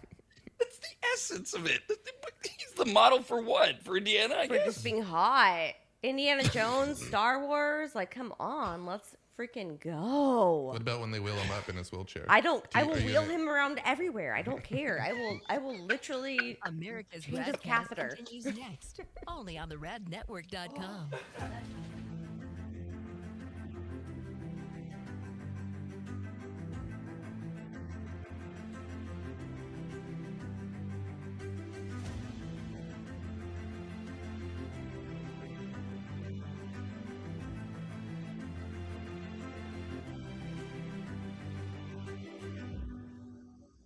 It's that time of the year again, spring cleaning time. Much like New Year's resolutions, spring cleaning is something we swear we're going to get to and then we never follow through on. And one of the reasons is how overwhelming it can be. You start to clean up, and then pretty soon you realize you have way more trash than you can just throw into your bins and put at the curb for the garbage company. You have enough junk that you need to make a half dozen trips to the dump, and then you go, oh, we don't even own a truck. Nor do you have the time or the energy, so you just say screw it again and no spring cleaning. So this year, call my man Corey from QuickDumpsters.com. Quick is spelled wrong on purpose. It makes him stand out. Plus, it makes you think of chocolate milk. QUIK Dumpsters.com. Quick Dumpsters, QUIK Dumpsters.com is their website. Corey and his team came to my house recently, hauled away dozens of boxes filled with just stone cold trash, unusable and worthless old vacuum cleaners, appliances that couldn't be fixed, and just random crap from around the house. QuickDumpsters.com. Quick is Q-U-I-K. We're in and out of my place in less than 30 minutes. They checked in with me multiple times to make sure they were taking the right stuff. They were friendly, kind, professional, and finished off the job by making the house cleaner than when they started. And this may be the best part. Quotes are free, and you don't even have to have them over to your house where you get the little sales pitch and all that. Just send them some pics or videos. You get your price, schedule your day and time, and you watch someone else get that junk out of your house. Basically, you have no excuses other than your own laziness. Go to QuickDumpsters.com. That's Q-U-I-K, dumpsters. QuickDumpsters.com. Quick, Q-U-I-K, dumpsters.com.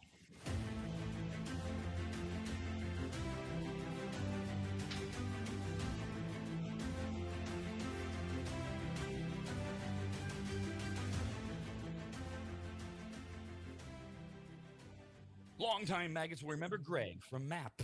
M-A-P, as in Maximum Athletic Performance, which guides you to better output through better ingredients, also known as nutrition. Greg has been on the RAD show many times and will be again, as he simplifies nutrition and helps us all understand what actually works when it comes to fueling our bodies, almost all of which can be found at maptrition.com. Every product is formulated with clinical precision and backed by science and purpose, and maptrition.com has something for every fitness level, even those of us who barely have a fitness level.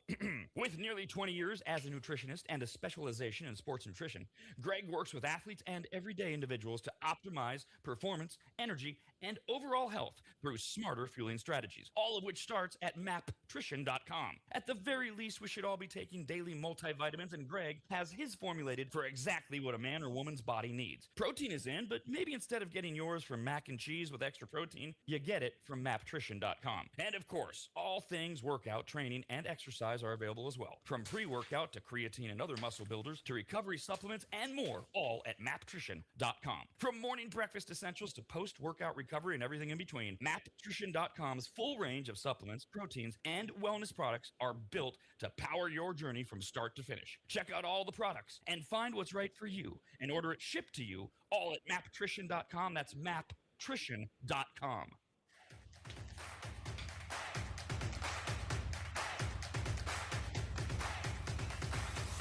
This is America's RAD Cast. What does RAD stand for? Who cares? What does Nike stand for, wise guy? Just enjoy the show, will ya? Call the show anytime at 888-587-5355 or email radcast@theradnetwork.com. A couple of very minor updates on the death of actress Hayden Panettiere, who was found dead this morning at the age of 36. So whatever that story that I saw, it was they're guessing. Somebody reported it's a leak that it was involved. It was a cardiac incident. Nobody's confirming that officially. I don't know what that story was we had that said she was in L.A. and headed south on Saturday, which there's not. She was found unresponsive in Greenville, South Carolina yesterday. South. Problem with all of wait, she was going to the south. Right. She was pronounced dead at the scene. Circumstances surrounding her death remain under investigation, although the Greenville Police Department says there are no indications of foul play or suspicious circumstances. And as Dee had referenced, Hayden Panettiere had been very open about her struggles with substance abuse, revealed she struggled with alcohol, opioid addiction, sought treatment, postpartum depression, etc. That was all like years ago. Yeah. But she's been coming out and talking about it. So, don't know. We don't know much of anything. So we're talking about the the Indiana Jones and the crystal butt thing, but it's not the old one. It's some new thing, a ride or a thing in Disneyland. Anyways, Harrison Ford is going to be the model for it. And so Dee has this love affair with Harrison Ford, but old men in general. So. I love Harrison Ford, though. He's like my absolute positive crush. Number one, would do anything for him, for sure. But we did throw a few more at you, and you gave a big nipples up to Robert De Niro. Yeah. Clint Eastwood, right? Yeah. Okay, what about a couple more? Al Pacino. No. I think no. He might. Well, I've heard through my family he might be a relative, but I don't know, some distant. I have no clue, so that's off limits for sure. I'm not kidding. I'm literally not kidding. I didn't see that one coming. So he might be related to you, but you haven't tracked it. You know, he's worth like millions of dollars. I'm not looking that up. I'm not. No. I've heard that in my family, and yeah. I have no Wouldn't you idea. want to know? Just wouldn't. I'm just not gonna No. F him. I'm just saying he's not. No, I hot. know. Oh, no. He's Right, I powerful. got it. He's awesome. He's a great actor. But So we rule him out because he's possibly related to you. I get Yes. that, but don't you want to go No. like find out and No, say, maybe. "Hi, Mr. Pacino. I'm your great niece." Or maybe something. when I have time. Put Jeff yeah. in a movie. That's what you should say if you meet him. Just in the background. Actual factual. Okay, a couple more. Men over 80. What about Anthony Hopkins? Mid. Silence of the Lambs. I haven't Mid. seen him much lately. Yeah. Jack Nicholson. Mid. Too angry. Huh? I don't like his characters. Dang. I have my limits. Harrison You don't like Ford. his- Harrison Ford is always But he could be the gregarious. nicest guy like ever, and I'm- you're just like, I've- yeah, I don't like your characters. Well, yes, I've not met him in person. I'm saying if he was like whining and dining, maybe, but no. Oh, he was a very nice character and as good as it gets. I watch a lot of those older movies. Yeah, I'm just not. It's not my. Did he piss you off the whole? Horror films. Yeah, just I don't like anything. I don't know. What about William Shatner? It's her great uncle. He's scary to me because I watch a lot of unsolved mysteries. Right? Is he on? Was it no? No. What show? Star Trek, Captain Kirk. Yeah. I mean, Okay. I think he does have Little some Shat show here. that he did somewhat recently that is like about the unexplained or Oh, something. But okay. he didn't do unsolved mysteries. Okay. That's a guy that kind of looks like him though. Yeah. Yeah. No. I don't remember his name. Not as hot. No, but still Okay. cool. Hella cool. Morgan Freeman. Yeah. His. Yeah. These two are really pushing it. I must say. Mel Brooks. Oh yes. Yes. What? Do you like Mel Brooks? The older, the better. Yep. Yeah. Let's go. Let's Oh. go. And then Dick Van Dyke, who's almost. Oh my God. Yes. No, I have Bob Barker is actually one of my crushes too. So What- I dreamed to go on Price is Right and have Bob Barker. Yeah. Is he gone now too? Yeah, he's also beyond, dead. beyond, Right? beyond, beyond. Yeah. Yes. Okay. So you're really Hottie. clinging to Harrison Ford. He's my Because- number one. The other ones are dead. He's my number one. Well, if he went to Disney By the way, I World, you just could've got an met him. update. I'm going to beat him. I will one day, maybe. Harrison Ford, you're running out of time, Yes. hon. I know. I You better know. book that flight. Well, the end of August. Gotta. What? Which is next week. And what are the circumstances under which you're going to meet Mr. Ford? I don't I'm curious. know. Yeah, I would be a you're right. fangirl. I would just crush on him, and I would I would wheel him around Disney World. I would legitimately do You anything could dress for like an Harrison Ewok. Ford. You could dress up like an Ewok. You could probably get close to him. Princess Leia in her Mr. hot ass uniform. That's what I would be. Are you going to be nice to Ms. Flockhart, his wife? Calista, I mean, she can give a damn about me. I don't care. Oh. I'm just all about Harrison. I'm just a fangirl. we do have a quick update on keeping you in touch with the youngsters. Story broke this morning on TikTok. The viral trend today is letting you know that the biggest insult Gen Z can pay you today, because it changes every day, Okay. is calling you polyester. A Dang it. recent viral video shows an 18-year-old talking about his dream adult lifestyle, saying, I want to wake up at 6 a.m. in my New York penthouse, Bible study with the boys before anything else, blue light, glasses on, deep work, house music, locked in.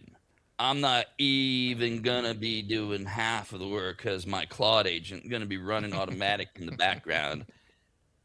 And the top comment on TikTok in the background is polyester lifestyle, which has racked up more than 40,000 likes. In short, Gen Zers are using it to call something low quality or cheap.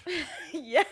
Oh wait, so it's not good? No, it's not. Oh. Polyester is the worst fabric ever. That's what threw me off. Yeah, it's I thought you said, Rob, legitimately that- one of the worst fabrics ever. I thought you were saying something good that they call people. Because I was like, dang it, no one's called me polyester, so I'm feeling bad over here. Well, I have a new dig for you, Jeff. Polyester.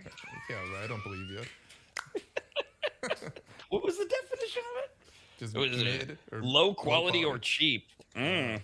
Well, you're not cheap. I'm not saying that. I'm just saying like it's sometimes like the polyester. You've never worn that? No, and, no, like, the I fabric understood is that, actually, but that's like, why I was thrown off. Was I thought he was saying that the Is it term positive? is good, and then when you said the name, I was like, wait, is polyester not? It's not supposed to be good, right? No, not, it's So I was thrown bad. off. It's Yeah. a horrible fabric. It Okay, so I is- don't want to be called polyester Ugh.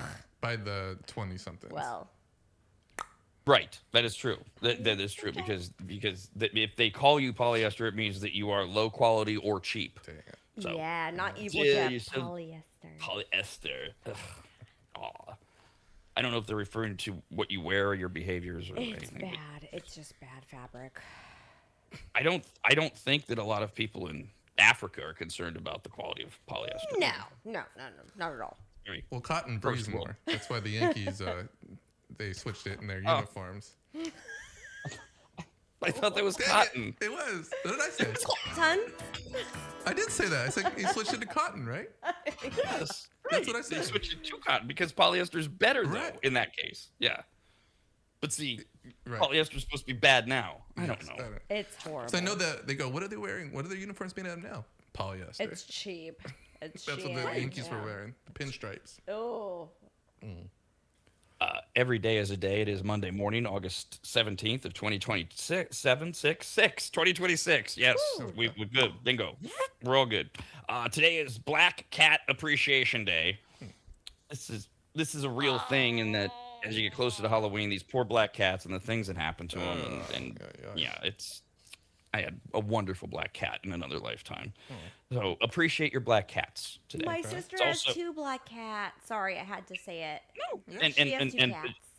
are you really going to follow through and watch Alley Cats today with your sister I with her might black have a cats? cat day with her, honestly. Moxie and Tuesday, she was named Wednesday, and no one would adopt her, and they renamed her Tuesday. And so yeah, there's 2 black cats at the house, and yeah, they're crazy, but they're amazing. Yes, yay. Would people not adopt her because she was named after the Addams Family chick? Yeah, also it was like during Halloween time and all the stuff that happens to black cats. Yeah, Yes, around that is that time. terrible. So yeah. Well, hold on. We're gonna make this a full D day. So it's Black Cat Appreciation Day, D sister, and Tuesday, and what was the other? Moxie. Moxie. They're both black cats. and Yes. it's Black Cat Appreciation Day, and they're gonna hopefully watch Alley Cats on Netflix, the new Ricky Gervais show about cats. They're 15-minute episodes, cartoon cats. And this is what I was referring to earlier. It is also, and I had a big initial here next to it, D. It is National Thrift Shop Day as well. Oh, let's go. Ugh, I love a good thrift shop. Yeah, let's go. I'm in. I knew it. I guess you celebrate by going to a thrift shop. Yes. Thrift shops aren't. I mean, I bet you if you go to like a real thrift shop that are like locally owned and stuff, I A feel like. real one? Well, I mean, I feel like some of these like donation places are the prices are pretty high now. Like they're not like what you would normally go to like, you know, pick something out that you're only going to wear once or something like that. We used to do that in college a lot. We had themed like events. We'd like go in there and just buy a shirt for that event or a blazer or something. But now it's like the same prices as like Ross or like, you know, the Yeah. Kohl's or like, you know, there's other stores that are, you know, reasonably priced The places. thing is to go to the rich places like LA or SF, and then like they donate all like, oh, these are my donations, my thrift shop stuff, and then you get the best stuff at the cheapest prices, and it's amazing. Okay, so It's my day. first of all, Ross isn't a thrift store. No. And secondly, why are rich people in San Francisco British? What was that? I made my own That was accent. her. That was her bougie voice. Yeah, I made my own accent for that. Yeah, the snotty, you know, upper. I got it. I Upper got it. echelon. Like the queen. These are my Dior gifts for you, and you get Which- them at a cheap ass price, and I love it. By the way, Jeff, did you happen to watch Sunday Night Baseball last night I didn't. on No. NBC? Okay. My cubby. I guess what they do is they're getting the local color commentators, one from each team, to do so like what was it, Mariners Astros last night, so one of the dudes from the Seattle Oh, broadcasting I've never team, one of seen the that. dudes from the Houston team. Okay. Yeah. So I've got it on in the background just because it's baseball, and I swear to God, I'm trying to do kitchen work, and like, did I turn golf on? Because it was the weirdest thing. It just- They had a British guy doing color commentary. Really? I'm like, Yeah, that is. this doesn't work. That sounds off for baseball. Yeah. Name 5 great British Major League Baseball players. Time's up. I'm like, because the wind is blowing out. And I guess he's like he's an analyst on of course, Seattle's team, but I don't know what his background is. It was very jarring to hear a British guy. I would think so too. Yeah, if that was, especially if it's my local guy. I mean, I guess you get used to your local guy, but yeah, that would definitely sound off to my ear with baseball. I would definitely think like, is cricket on? His whip is all right. That's what I started. I'm like, look, cricket is nothing like baseball. It's nothing like softball. I'll save it for the sports show. All right. August 17th, 2026. Today, now this has been corrupted from its original meaning, but we can still focus on the original meaning of National I Love My Feet Day, which was invented to be a day in which people not only loved their feet, but took proper care of them. That was the point of it. Of course, now it's been co-opted by the pedophilia crowd, a common sexual interest in or arousal focused on feet, toes, ankles, footwear, socks, shoes, etc. Neuroscientists suggest that the sensory area of the brain processing signals from the feet lies adjacent to the region that handles genital sensation, which is why it can cause in certain people a cross-wiring of heightened association. It is still the most common partial or non-genital body part fetish in America. Feet are, but that's not the point of National I Love My Feet Day, although you did get the disapproving guttural noise from Jeff in the background. What? Every day is a day, and today is my day. Legit. Oh, I love my feet. I have gorgeous, tiny feet. So are we going to change it to your sister? You and your sister are going to go get the pedicures as well? We have pedicure pictures. I've already done that. We're working on our foot finder. I don't do anything else inappropriate, but foot finder, feet are good. Let's go. We have pedicure pictures. We got, Yeah. What's it's a real thing. It's a fetish site, I think. It's for feet. For people who like feet.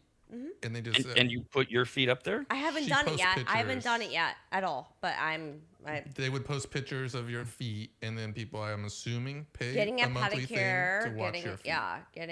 So I want someone to fund my pedicures. Let's go. I'm sure you'll find lots of people. I'm sure I will Pay for your pedicures. Yeah. Yeah. That's. Stay tuned. Stay tuned for Dee's Today's Foot Finder. my day. Today's my day. Along with, I'm sorry, back to taking care of your feet. Sorry. They say it's utmost importance for individuals with diabetes or certain circulatory conditions. 75% of all adults have a foot problem in America. A foot problem. Well, what does that mean? Yeah. I have a high arch. It's a high arch. If you have diabetes, you have to massage your feet. You have to you literally have to. Yeah, it's very necessary for healthcare. Honestly. No, I'm not denying that. Just nails. 3/4 of us have a foot problem. Yeah. Plantar fasciitis. Come on, you haven't seen no commercials on that? Yeah, that's a weak foot. That's because you're fat. Because you're putting. No, I'm that's skinny. I have a high arch. I have a very high arch. No. You just figured it out. Yeah. Right. Right.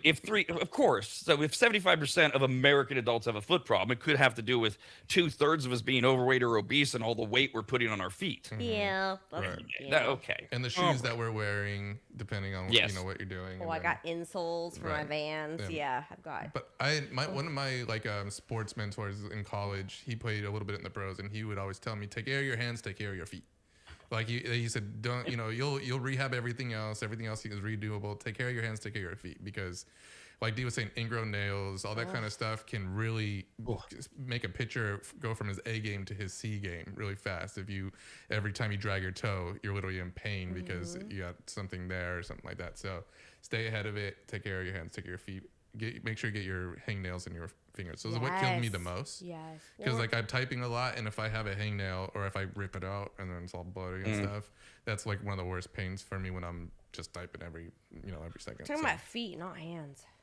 And those you did. Those are those little lessons we learn, that sports can teach you about life in general as well, because you don't have to be a pitcher, with a hangnail. Jeff started to, allude to it. You've got the dangling nail, and you didn't fix it and it's the middle of the night and you scrape it across maybe your blanket or whatever and pull it, or the person you're laying with and or a girl. cut them open. Or like Jeff said, that really annoying thing that we do, and we know we shouldn't, and I say we as men, where you've got the thin hangnail, and it's so annoying, and you go, I know I shouldn't do this, I'm gonna bite it off, and then it peels back, and then you're bleeding, and it hurts. Yeah. It hurts just thinking about it. National Feet Day. I want pedicure. I want a pedicure. Is that like a call to action? You're Oh, waiting I for just it got in there? excited about getting a pedicure. She says stuff out loud that doesn't pertain to anyone else a lot. I do. She's just talking to herself. So. I'm sorry. By the way, okay. feet house approximately 100 muscles, 33 joints, and 26 bones, and they're all super tiny. They have to fly in special instruments from San Antonio just to take care of them if you get hurt them. So, wait, is that El Paso? Yeah. Wait. They fly them in from El Paso. When the squirrel, they had to fly in special right? instruments. I was trying to, I was like, I heard that quote of like, for the little animal, I gotta bring him in from El Paso. Yeah, it is El Paso. Also, human feet have about 250,000 sweat glands and can produce a pint of perspiration per day. Yummy. Gross. Bring it. I don't have sweaty feet. They're really cute. I wear a size 6, 5.5. Let's go. Are you selling your feet? I know, she's just saying stuff out loud. The with estimated sales of more than $25.5 billion last year, the United States is by far the largest sneaker market in the world. 400 million pair of sneakers were sold in the U.S. last year alone. Jesus.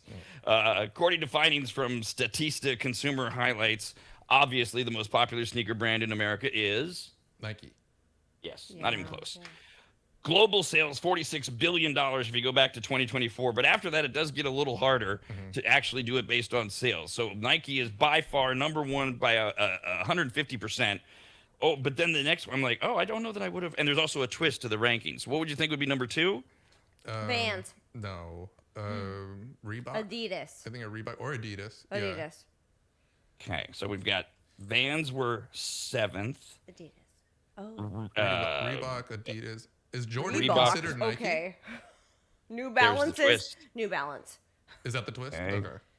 You hit the twist. Wait, we said almost all of them, and then I can give you the actual rankings here. 1, 2, 3, 4, 5. Reeboks So are popular. Nike is number 1 with 62, and of course, most Americans, especially Americans, buy more than a pair of shoes, a pair of sneakers. So you're not gonna have numbers that are gonna add up to 100 because we might have different brands or whatever. Nike has 62% of all sneaker sales as of last year. That's first. 5th on the list are Jordan by Nikes. Yeah. It's its own brand that is so big. It's 5th by itself, meaning Nike is more like a 3-to-1 leader over number 2. Air Force One. New Balance. New Balance was number 2. Okay. This is based on sales, not what people say, just on percentage of sales. Very closely behind is Adidas and Skechers. So there's your top 5. Okay. Slip-ins. Nike, New Balance, Adidas, Skechers, and the Jordan brand are your top 5 in sneaker sales Wow. in America, followed by Puma, Vans, and Reebok, which has been plummeting in the sneaker area sales lately. Grandpa. Jeff's like, Reebok is the number 2 for sure. No, I think it was up there, but I also was thinking of like actual like apparel and stuff, not just sneaker sales too. Well, he was talking about sneakers. I was talking about sneakers. Very good, D. That's very true. It was not the whole company sales. It was broken down by sneakers. So Jeff and his lack of listening did screw him on that. I love it. Sorry. Whenever I But have you a are chance. right. Reeboks are for grandpas. I don't know anybody who wears Reeboks. I don't have any these days. Reeboks. I'll take some New Balances over Reeboks any day. And some Which- Skechers slip-ins. Ooh. And 10 years ago was the Grandpa. exact opposite. New Balance is what special kids wore. And then they changed everything about, right? See? It can. I bet you Harrison Ford's wearing Reeboks right now. Only on the radnetwork.com.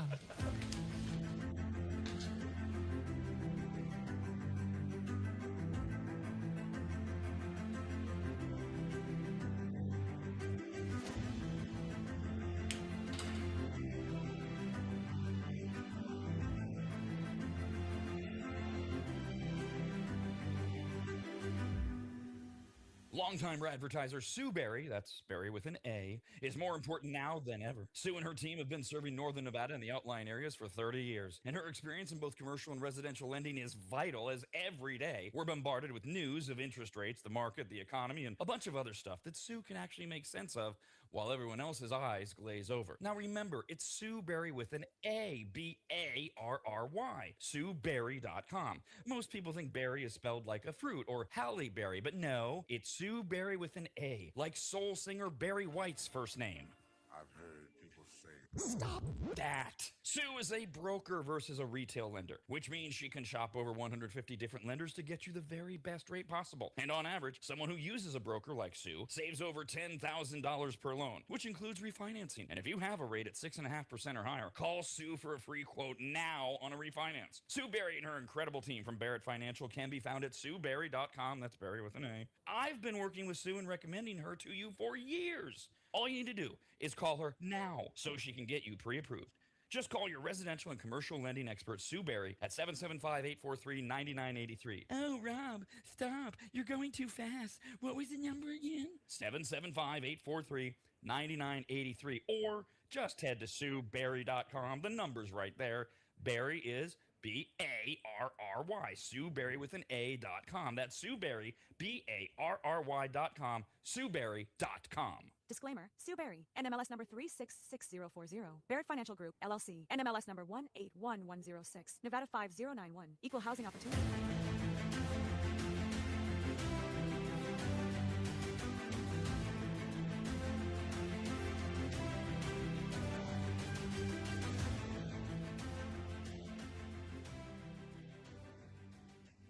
Longtime maggots will remember Greg from MAP. M-A-P, as in Maximum Athletic Performance, which guides you to better output through better ingredients, also known as nutrition. Greg has been on the RAD show many times and will be again, as he simplifies nutrition and helps us all understand what actually works when it comes to fueling our bodies, almost all of which can be found at maptrition.com. Every product is formulated with clinical precision and backed by science and purpose, and maptrition.com has something for every fitness level, even those of us who barely have a fitness level. With nearly 20 years as a nutritionist and a specialization in sports nutrition, Greg works with athletes and everyday individuals to optimize performance, energy, and overall health through smarter fueling strategies, all of which starts at maptrition.com. At the very least, we should all be taking daily multivitamins, and Greg has his formulated for exactly what a man or woman's body needs. Protein is in, but maybe instead of getting yours from mac and cheese with extra protein, you get it from maptrition.com. And of course, all things workout, training, and exercise are available as well. From pre-workout to creatine and other muscle builders to recovery supplements and more, all at maptrition.com. From morning breakfast essentials to post-workout recovery and everything in between, maptrition.com's full range of supplements, proteins, and wellness products are built to power your journey from start to finish. Check out all the products and find what's right for you and order it shipped to you all at maptrition.com. That's maptrition.com.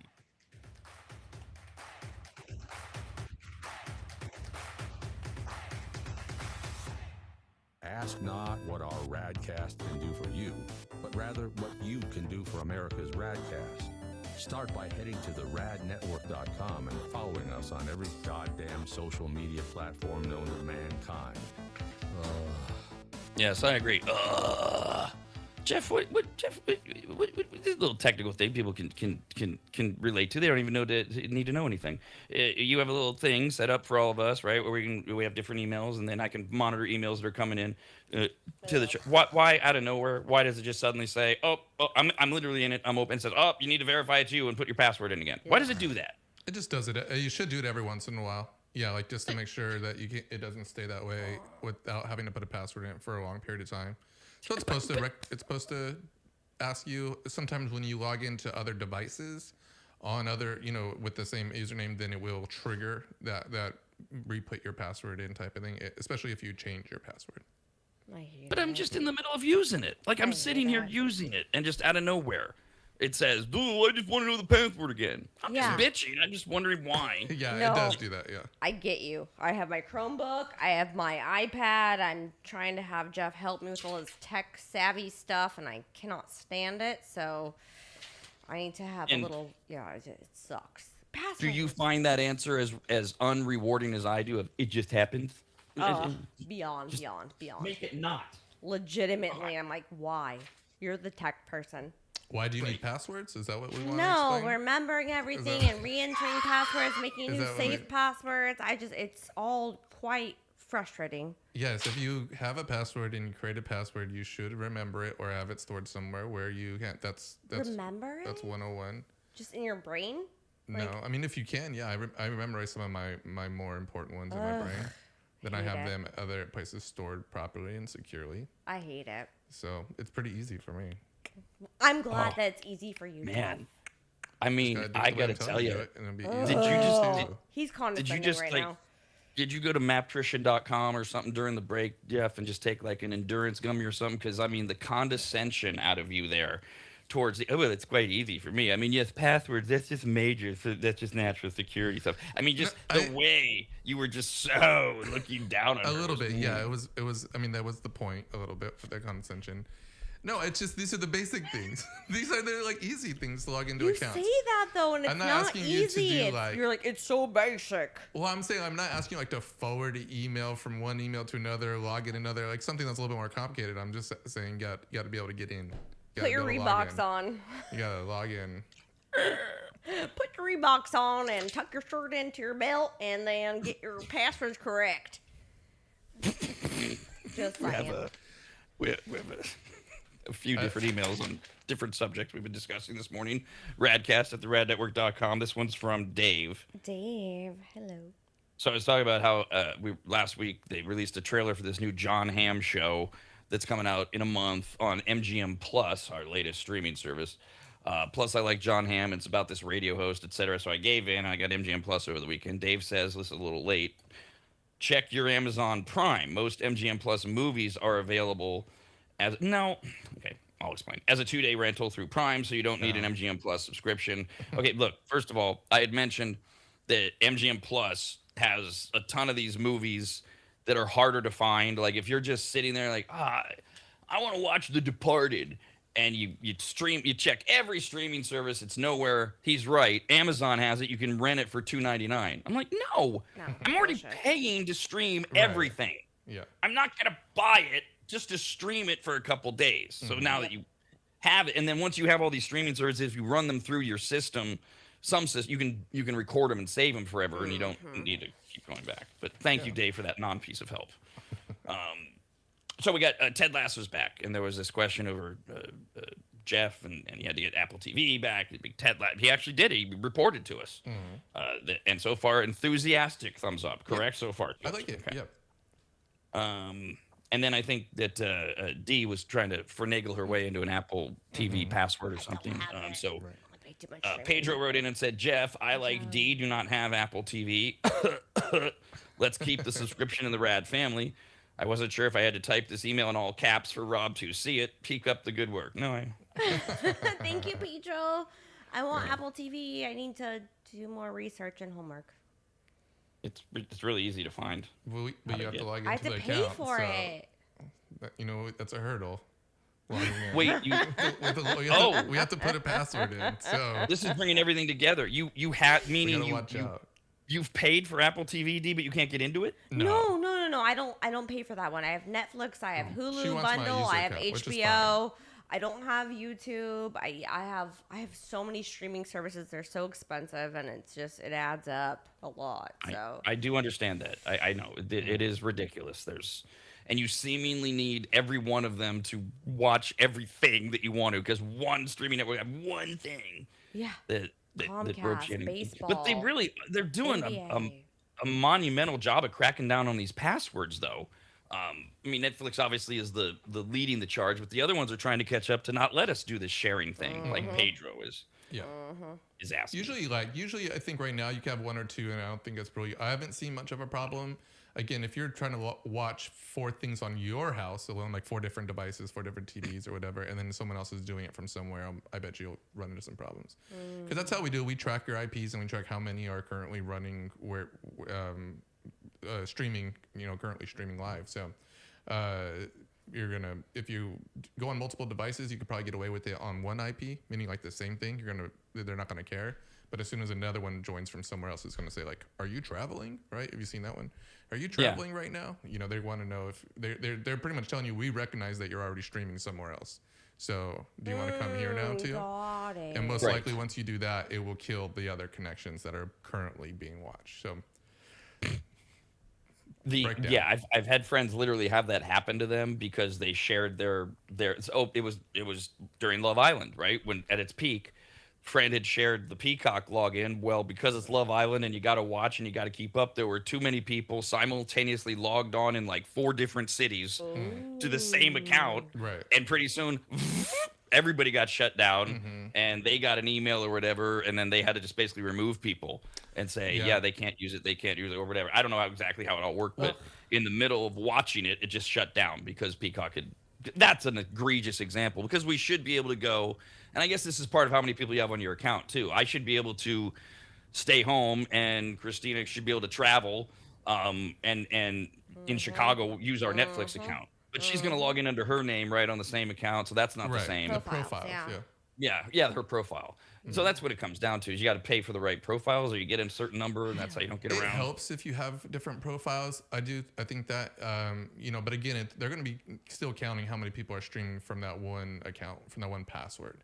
Even if you have 5 profiles or 6 profiles on there, it helps organize and keep your watching list different than the algorithm for whoever else is on the profile. That's the kind of the biggest reason to have different profiles. But then, yeah, you're still going to have to be not too many people can be on it. My dad was in the hospital and I gave him my password and they were like, "Don't let this person log in." I'm like, "You're in the hospital. Like, you have my password. Use your iPad if you have time to, if you want to watch a show." I'm just saying, it's so frustrating to me. I'm like, they keep saying, "Oh, thank you for being a loyal subscriber. Here's $20 more that you have to pay every month." It's a contentious thing for me currently. So when you say they said don't let this person log, that was HBO or whatever was saying don't. Peacock, yeah. Okay. I pay for So- premium, no commercials. I pay for no ads. The Peacock example that I just remembered one little twist to it. In my example was they didn't even have multiple profiles. So they were all logging in under the same person's profile. And so before they were all logged in at the same time and got caught, what would happen was one person would like watch and would get ahead of the rest of the group, and then somebody would log in to watch, and it would be spoiled for them. Yeah, I bet. Yep. That's true. Actually, that's funny. This through. This is not a well thought out plan. No. All right, one more. This from Jessica. Ooh, Jesse. We were talking about D and her old men and liking Harrison Ford and Clint Eastwood and Robert De Niro. Not Al Pacino, because she might be related to him. That's a whole other story. Jessica says, D, what about Bruce Buffer? I love me some Bruce Buffer. That's my old guy crush. When he is announcing, I make my husband turn up the volume and say STFU. I love it when he said, now, wait a minute, Bruce Buffer, because she uses the quote, the other buffer. Who the two buffers? I'm confused. Because there's Let's Get Ready to Rumble guy, and we can't do it the way he does it. No. And then there's his brother who does the It's Time thing. I think it's the It's Time thing.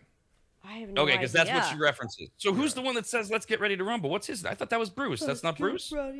This is who I got for Bruce Buffer. I have no clue. Legitimately. So who's the other buffer? The more famous buffer? The one that started it with the Rumble one, which literally they have that trademark to the point where you got to be so careful when you talk about it. Right, I know. Because if you try to do it with their inflection and that kind of thing, they will like shut you down and fine you or whatever because they have it trademark. So Bruce then is so she's got it right. I should have. No. Michael Buffer. Michael Buffer's the original ring announcer. Okay, he's the Rumble guy. So she's got it right. Should have known. That's her fetish. Bruce is the one from Ultimate Fighting, and It's Time is his thing. Ooh, actually. And Bruce is also the lawyer of the group. He's the one that does all the "you just used our patented thing." Right. Oh, yeah. He's kind of hot, honestly. I just looked him up.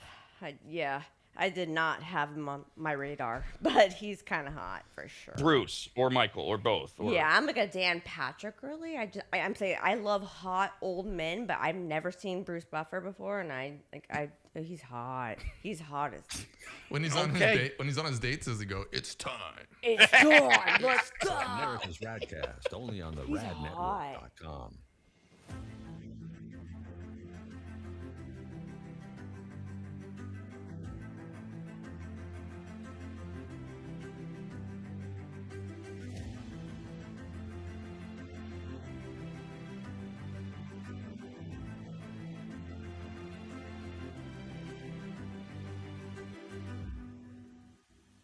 Longtime maggots will remember Greg from MAP. MAP, as in Maximum Athletic Performance, which guides you to better output through better ingredients, also known as nutrition. Greg has been on the RAD show many times and will be again, as he simplifies nutrition and helps us all understand what actually works when it comes to fueling our bodies, almost all of which can be found at maptrition.com. Every product is formulated with clinical precision and backed by science and purpose, and maptrition.com has something for every fitness level, even those of us who barely have a fitness level.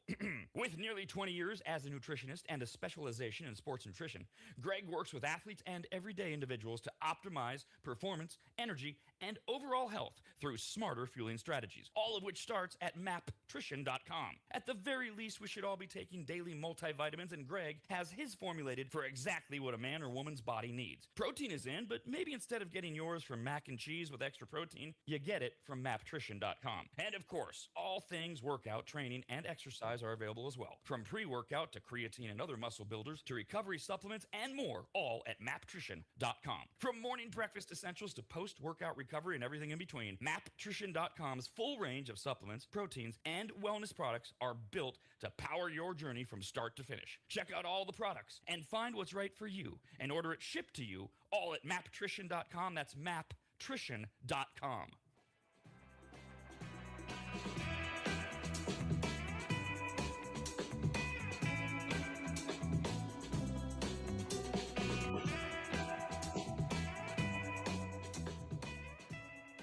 Longtime advertiser Sue Berry, that's Berry with an A, is more important now than ever. Sue and her team have been serving Northern Nevada and the outlying areas for 30 years, and her experience in both commercial and residential lending is vital, as every day we're bombarded with news of interest rates, the market, the economy, and a bunch of other stuff that Sue can actually make sense of while everyone else's eyes glaze over. Now remember, it's Sue Berry with an A, B-A-R-R-Y, SueBerry.com. Most people think berry is spelled like a fruit or Halle Berry, but no, it's Sue Berry with an A, like soul singer Barry White's first name. I've heard people say. Stop that. Sue is a broker versus a retail lender, which means she can shop over 150 different lenders to get you the very best rate possible. And on average, someone who uses a broker like Sue saves over $10,000 per loan, which includes refinancing. And if you have a rate at 6.5% or higher, call Sue for a free quote now on a refinance. Sue Berry and her incredible team from Barrett Financial can be found at SueBerry.com. That's Berry with an A. I've been working with Sue and recommending her to you for years. All you need to do is call her now so she can get you pre-approved. Just call your residential and commercial lending expert, Sue Berry, at 775-843-9983. Oh, Rob, stop. You're going too fast. What was the number again? 775-843-9983. Or just head to SueBerry.com. The number's right there. Berry is B-A-R-R-Y. Sue Berry with an A.com. That's Sue Berry, B-A-R-R-Y.com. SueBerry.com. Disclaimer, Sue Berry, NMLS number 366040, Barrett Financial Group, LLC, NMLS number 181106, Nevada 5091, Equal Housing Opportunity.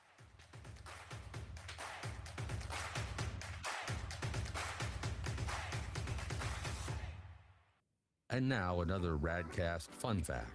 Pigeon poop will burn your retina for 13 hours. You will only confirm this the hard way. Do you know something stupid and worthless like that? Email us, radcast@theradnetwork.com. We were just talking last week. We've talked about off and on the idea of the challenge of, am I going to have somebody like an Instacarter pick out my food and deliver it? And Dee and I are pretty adamant, not produce. Produce, you know. First of all, I want to see it, feel it, touch it, hold it. Most people, they aren't good at it. Also, I'm just scarred from the Instacarter who I said get cilantro and he gave me parsley. Oh, the worst. And not Italian parsley. The parsley doesn't look anything like cilantro.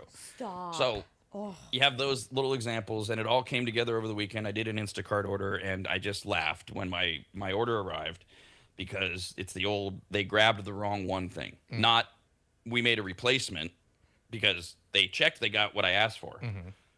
They just grabbed the wrong one. And so I saw they have, we talked last week during food news, the King's Hawaiian, their little bites, like their pretzel bites. Yes, they're delicious. Right. And they have them in cinnamon roll, right? I was like, I want to try those. So I ordered them, and I pull it out of the bag, and they come in the tub. And instead of the cinnamon roll ones, they got me the banana rolls. Oh, damn it. I thought you liked them because I saved them. I thought, D will eat these. I'll I try thought them, but no. Banana. Ugh. Oh, I was so mad. Do they have a dippy sauce? Did you get like a little dippy dip? Like a saucy sauce? Nothing? No? No. Okay. No, it's just get it off the grocery store That shelf. sucks. It does. It does suck. It really does suck. It's a very, very real first world sucky problem. I actually contemplated, should I message Instacart? And I said, come on, grow up. It's a deal here. Let's do the rest of food news then. Food brings the people together, both in good times and in bad weather.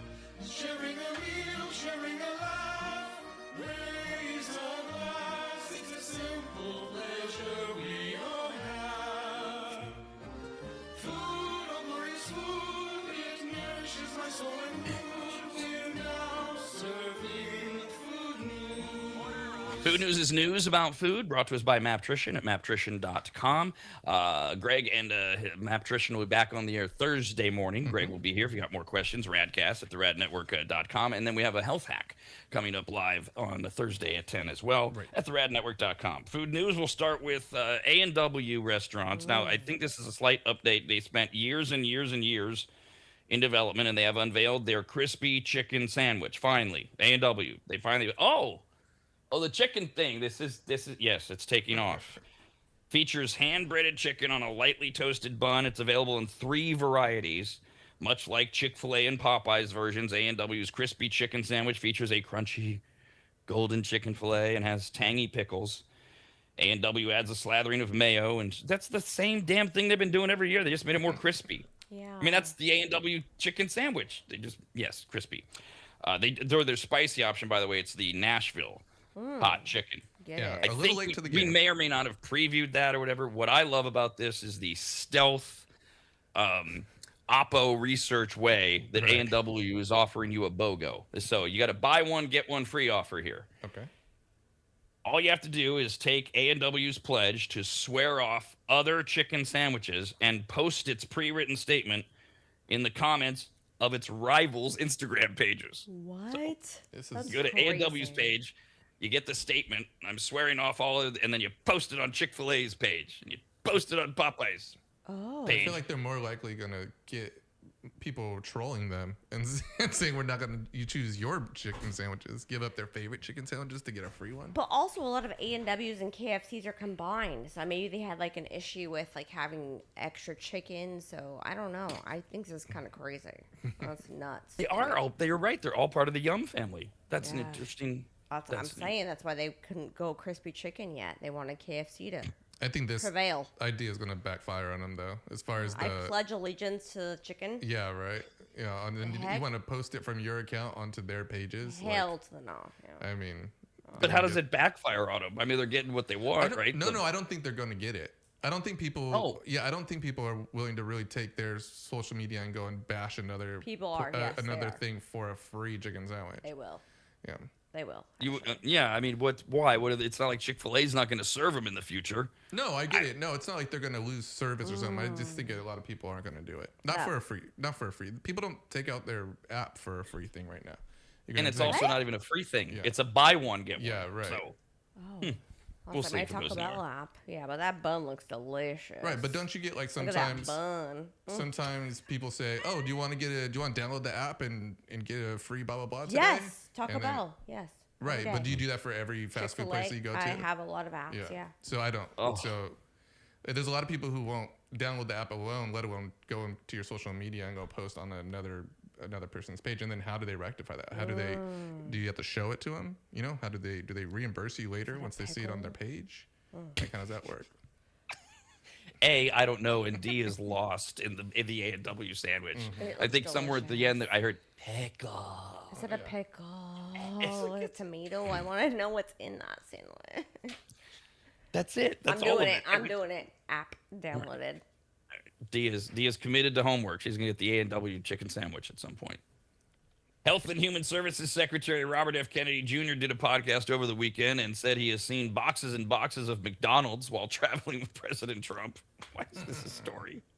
One of the podcast hosts asked the HHS secretary if he had ever tried to correct the president's diet, and Kennedy said, I'll try. He eats really good food most of the time. When he's traveling, he likes to eat food from national chains because he's scared of getting food poisoning. What? So he's so afraid of getting food poisoning, that's how he justifies fast food? I guess like maybe Get it. if it's made in one place, it will be made in the same place.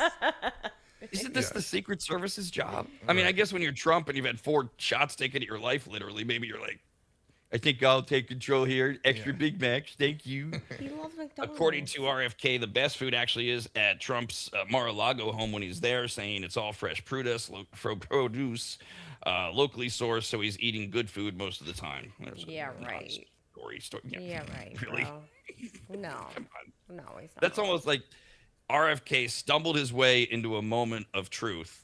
We call them Michael Kinsley moments in Washington, D.C., where you say the true thing out loud. And then he went, I got to back up here and go, well, you know, that food's really good at Mar-a-Lago. Oh, it's so good. The golf course.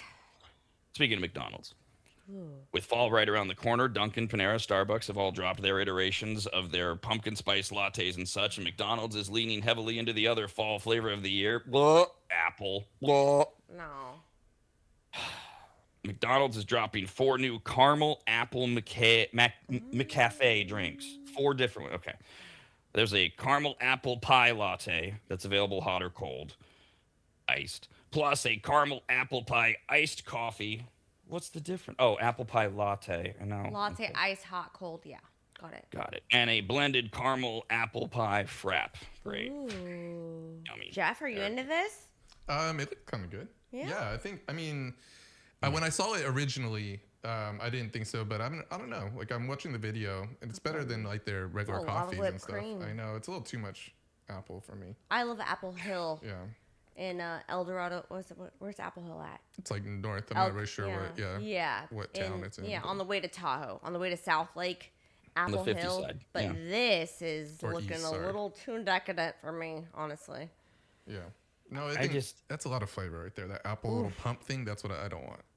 I love salted caramel. I love, salted caramel, okay. yeah, I love a good crisp. I love apple crisp, but that looks a little rough. I'm not gonna lie. I just don't need the apple. I just, ugh. Yeah. There's too much apple this fall. I love apples, but all this flavoring, no. Don't want it. Keebler's new cookie is a collaboration with the Chocolate Bar Crunch. So the new Chips Deluxe Crunch cookie features a chocolate chip cookie dipped in rich milk chocolate and laden with Crunch Bar's signature crispy rice bits. Okay. That sounds So- delicious. It does. It does. It's basically it's a Crunch Bar that's a little cookie-ish, I guess. All right. I love Keebler. Those little elves. Oh, They're delicious. Yeah. I want a Not Crunch the bar. elves. She doesn't eat the elves. The Oh, Keeblers. the chocolate fudge ones. Oh. Okay, I had to see it. I think that's worth a try because it's basically a cookie and then the Nestle Crunch is on the top. Get It looks like it. is a good coating. Yeah. There's still an elf. All right, here's the update on the 7-Up change. 15 years of crafting in the kitchen. 7-Up made a big deal out of announcing their big announcement last week. A lot of fans thought it was going to be something like the next cherry 7-Up or whatever, and all they did was 7-Up lime lemon instead of lemon lime. This is 7-Up is now lime lemon. So a lot of people's initial reaction was they felt like they were being punked. Like, what is this, April Fool's Day? Why? What? Lemon lime is now lime lemon. 7-Up is getting its ass kicked by Sprite, and so they had to do something. Sporked this weekend wrote an article. It's a foodie website. talking about how because they initially said this is stupid, don't do this. Well, they had a chance to try it, and they posted their review of 7-Up's new lime lemon soda. They claim you can taste a difference. There's more lime and less lemon. That's it. Right. The same crisp, refreshing citrus drink, just with a slightly different taste. Says it's not worth writing home about. It is worth ripping out all of the instances of the classic 7-Up it is not worth ripping out all the instances of the classic 7-Up zeitgeist. It's just a drink that true lime heads can grab if they want more lime in their life. 5 out of 10 stars. Yeah. All right. I know I know I'm gonna try this, and I'm not gonna like it, but I think it's just gonna be because I like the standard thing I'm used to. Not Yeah. because it's better or worse, but just because what you're used to. I don't think they have a diet version for you, so. They It's do. so Diet 7 lame. Up's good. Oh, really? Yeah. Okay. Try that sugar, one. zero sugar 7 Up. Those are good. Lame. I don't. It seems like such a lame hack. I've never drank 7-Up and thought, yeah, just a little bit more lime, and this would be perfect. 7-Up. Do they just not want to do? Because Sprite is killing them, and Sprite's more sugar. Does they just or sugary taste? They just not want to go that route. Right. Yeah. I'm not sure. Like 7-Up's always been on its own little island. I feel like you know. Cherry Same- 7-Up is yeah. so good. Same thing with Yeah, Squirt everybody and stuff raves like that. about this cherry 7-Up. Cherry 7-Up's my favorite. It's like a Shirley Temple with less sugar. It's delicious. I go to like In-N-Out. In-N-Out like is like they have 7-Up, which is rare. Oh, like a they lot of do? places. Yeah, a lot of places don't have 7-Up because it's not in the big chain of drinks. It's not Coca-Cola or Pepsi. So like a lot of times when I'm at In-N-Out Burger, that's where I get my 7-Ups. Fully leaded, not zero sugar. That's my Speaking of cheat day. sodas and Instacart, Instacart released data on the most popular soda on their service. So this is not scientific. This is just what people order from Instacart as it relates to sodas.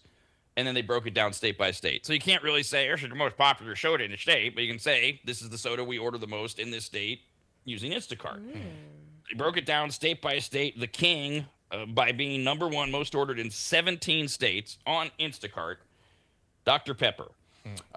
Huge in the South and the West, although not California. Places like Alaska, Arizona, Colorado, Kansas, and then you did get a little bit east with Missouri, and then the South with Tennessee and Texas, Virginia, Montana, New Mexico, Oklahoma, all Dr. Pepper states through Instacart. I love Dr. Pepper. It's delicious. That's my favorite soda to drink. Like when I want to get like something out of it, like some caffeine or some sugar. Woo. It has some punch. When Yeah, Jeff's feeling wild. It's always a safe go-to, Dr. As long as they have Dr. Pepper. I don't want Dr. Slice or whatever that Mr. Pibb. bogus Mr. Pibb. Mr. Pibb. No. Is that still around? I don't know. I haven't seen it around for a while. Yeah. I mentioned it is not Dr. Pepper not number one in California. We're so sometimes so California, so Hawaii. Number one in California and Hawaii, Coke Zero. Yeah. Yeah. Beach Pod. Yeah. Look at us. I'm a Pepsi girl, so yeah. No Coke Well- Zero. Pepsi Zero is okay, but when Pepsi in general was only number one in one state. Oh, too Yeah. Blame you. Delaware. Yes. Oh, dang it. Sorry. Delaware. Maybe I'll move to Delaware. D in Delaware. Let's go. Diet Pepsi is number one in 2 other states. Do you want to take a crack at that one? Diet Pepsi? What? Yeah. Number one in Okay. Iowa and Oregon. Oh, okay. Health conscious. Coca-Cola Classic is only number one in 3 states, Florida, Georgia, and Louisiana. But Diet Coke is the top in 4 states, again, through Instacart, Massachusetts, Utah, Illinois, and Washington. And then the other outliers, Canada Dry Ginger Ale, number one in the Northeast for 4 states. Schweppes Ginger Ale is number one in New York. Nobody likes Schweppes. I love ginger ale. No. I love both. Yes, but I not, love both. not Schweppes. No. It's not as good. It's not as good, but it's not as good. No, but I love ginger ale. I really do. It's one of my favorite beverages. Yeah. Ginger ale's right there with Dr. Pepper for me as the safest. Yeah, just give me that. That's good stuff. Mountain Dew owns a big chunk, of course, of the Appalachia, the upper Midwest, Kentucky, Ohio, South Carolina, Wisconsin. That's where Mountain Dew is number one. Diet Mountain Dew is number one in both Dakotas, Minnesota, and Nebraska. Give me a Baja Blast. Let's go. Ooh. Sorry, that really excited me. Ginger ale and Baja Blast Mountain Dew. Oh, let's go. But they're not related, are they? In any way? Is there? There's no Mountain what? Dew makes Baja Blast from Taco Bell. My favorite Where'd the ginger ale place. come from? Both. You just mentioned ginger ale, and I want both of them. So I think at she all was saying times. what her other favorite is. Yeah, at all times. Yeah. Both. Okay, it sounded to me like you were ordering, like you're gonna drink both of them at once. I'm like, Ooh, a combo. no, not ooh. No, this is not a good idea. According to a new report, when it comes to M&Ms, some flavors have more staying power than others. And they don't mean like red or green or brown. Those aren't flavored. Those are just colors of milk chocolate M&Ms. They mean they're newest, they're expanded ones. They're all there. They have 45 different quote flavors of M&Ms when you get into all the different ways that you can eat them. And so, and that's as designated by the official M&M fandom wiki page. So can't trust that. No. According to the new report, and how did they do this? They did searches, right? Yeah. So this is based on Google search interest. Again, not scientific, but the most M&M searched flavor in the country are caramel M&Ms. Really? They're so good. They're so Caramel. good. So are these- They're so delicious. Are these new? No. They've been around, caramel M&Ms? They bring out new M&Ms all the time. No, they're delicious. Oh. I can't believe, because I love caramel, that I haven't tried the caramel M&Ms with my M&M kick lately. I don't know if I haven't seen them. I haven't thought of it because they have been around a while, right? You gotta go to a gas station. Yeah, they've been around for a while. You gotta go to a gas station to get them. Yeah, that's the best. Pretty way to sure get them. Amazon can send They me have all some. the can't they? offers. They have all the M&M selections. Nice. A big M&M selection. That's why I go to A&B. They have a great M&M. Oh, the brownie display. bites, the crunchy They have their ones. own M&M kiosk that says Yeah. Jeff over here. Here's our 45 Someone gave me a bag of Skittles yesterday, Rob, and I was gonna take a picture with a handful and send it to you, but But you didn't do There you it. go. no. Okay. No homework. You nut. Ugh. On the other That is- on the other homework I had though too, an official homework. We did try the root beer float root beers that you gave to me. First of all, I didn't know that you put 2 different root beers in that box. Yeah. Because Yeah. that was the whole idea, was compare A&W root beer to mug root beer. Right, but when I'm like pouring Float. them out of the box, like I'm like going like, wait, what is going on? And I'm like, A&W and mug are the same root beer now? Like it took me like 5 seconds. Like, no, that's not right. And then I was like, oh, Rob must have just put them in here. Yeah. He took half out. No, they were very good. The results are very, very good. Root beer floats. On both. Did you have one? Because I leaned more towards A&W, I think. Yeah, so I'm the same way. So both were really good. Lean towards A&W. Yeah. And have you made a root beer float with the root beer float soda yet? No, that's what we did. Yeah. Oh, Yeah, you yeah. did do it. Okay. Yeah, I did. Okay. We did. Me and my nephew did it. So we tried it. A scoop of ice cream, but poured each half. We shared each one. So Did you What do kind of ice anything cream? else to juju up the float? no, just we did Handel's ice cream, which we're on a kick with right now. They have a stand right by our house. So I just got a quart of that. Not even too much, just enough for these 2 things. But it was really good. And it obviously turns into like a nice cream in your kind of thing for the A root beer cream, float. a nice cream. A nice Oh, cream okay. in your Nice A cream. nice cream in your Drink, mouth. An yeah. iced cream. Caramel M&Ms are the most searched for flavor in the country, in a dozen states. Right behind them, tried and true original M&Ms. In theory, like where can I buy, is what they're searching. Peanut M&Ms take the 3rd spot, followed by fudge brownie and dark chocolate M&Ms. Delicious. They're my favorite. Really? Yeah. I do they're not like dark amazing. chocolate. I don't like dark chocolate, but they're delicious. Oh, But I love it. wait, you don't like dark chocolate, but the dark chocolate M&Ms are delicious? Because they're brownie bites. They have brownie bites in the middle. Oh, I thought they were 2 different. Those are the same. That's one flavor, Oh, I fudge think brownie so. and dark chocolate. Yeah. Oh, They have oh, crunchy okay. ones. Oh, there's so many. Less widely available flavors take the top spot, like in just one state each, because they're harder to find. White chocolate M&Ms, pretzel M&Ms, and peanut butter cinnamon roll. What? No, I haven't had I those. I don't need all of that. The pretzels are fire. They are delicious. I'm not kidding. I love me a good M&M. Almond I've never, M&Ms. Oh, I've never been able to. I love pretzels. I don't love the pretzels with the chocolate, the pretzels with the cheese, the pretzels with the M&Ms. pretzel bites, the pretzels, the nug. No, just I want pretzels. I don't know what it is. Sweet and savory. I know, but I don't like it. It's delicious. I like pretzels, and I like sweet, and I like savory. But for some reason, when you do it to my pretzels, I don't like it. I don't. Leave your pretzels alone. Yeah, well, that's fine. That's all I ask. I don't have to buy these things. Yeah. Just leave me. I won't bring them to the Christmas party. Okay. No pretzels. No. I didn't know we were having a pretzels with Christmas party. chocolate. I don't know. I'm just planning in advance. I told Dee just to start planning stuff at your house when she wants to. Yeah. Whenever you feel free, let's just plan an event, little Easter egg roll for next year. We got some I'm trying to Halloween plan party. ahead. Do a haunted house. No there. I think she reindeer has pretzels for plans. you. I got it. No reindeer chocolate covered pretzels. Got it. Wait, we're gonna turn my house into a haunted Yeah, house. she Is that what wants a haunted house. Well, I mean, if I could somehow write the mortgage off, There we go. the official community club of America's Rad Cast, yeah, we'll figure something out. And so I mentioned I got the banana bread Hawaiian rolls by accident. I didn't want that. I wanted the cinnamon roll ones. So we have the banana bites to give the D and try those. I did get because they were mentioning them in the M&M's thing. I got the cinnamon roll Oreos. Haven't tried them yet. They're delicious. They had the Halloween Oreos. They're all sold out already. I know. Really? I know. Yes. You gotta ghoul it up early. Yep. I'm sure there's some BTS ones still there.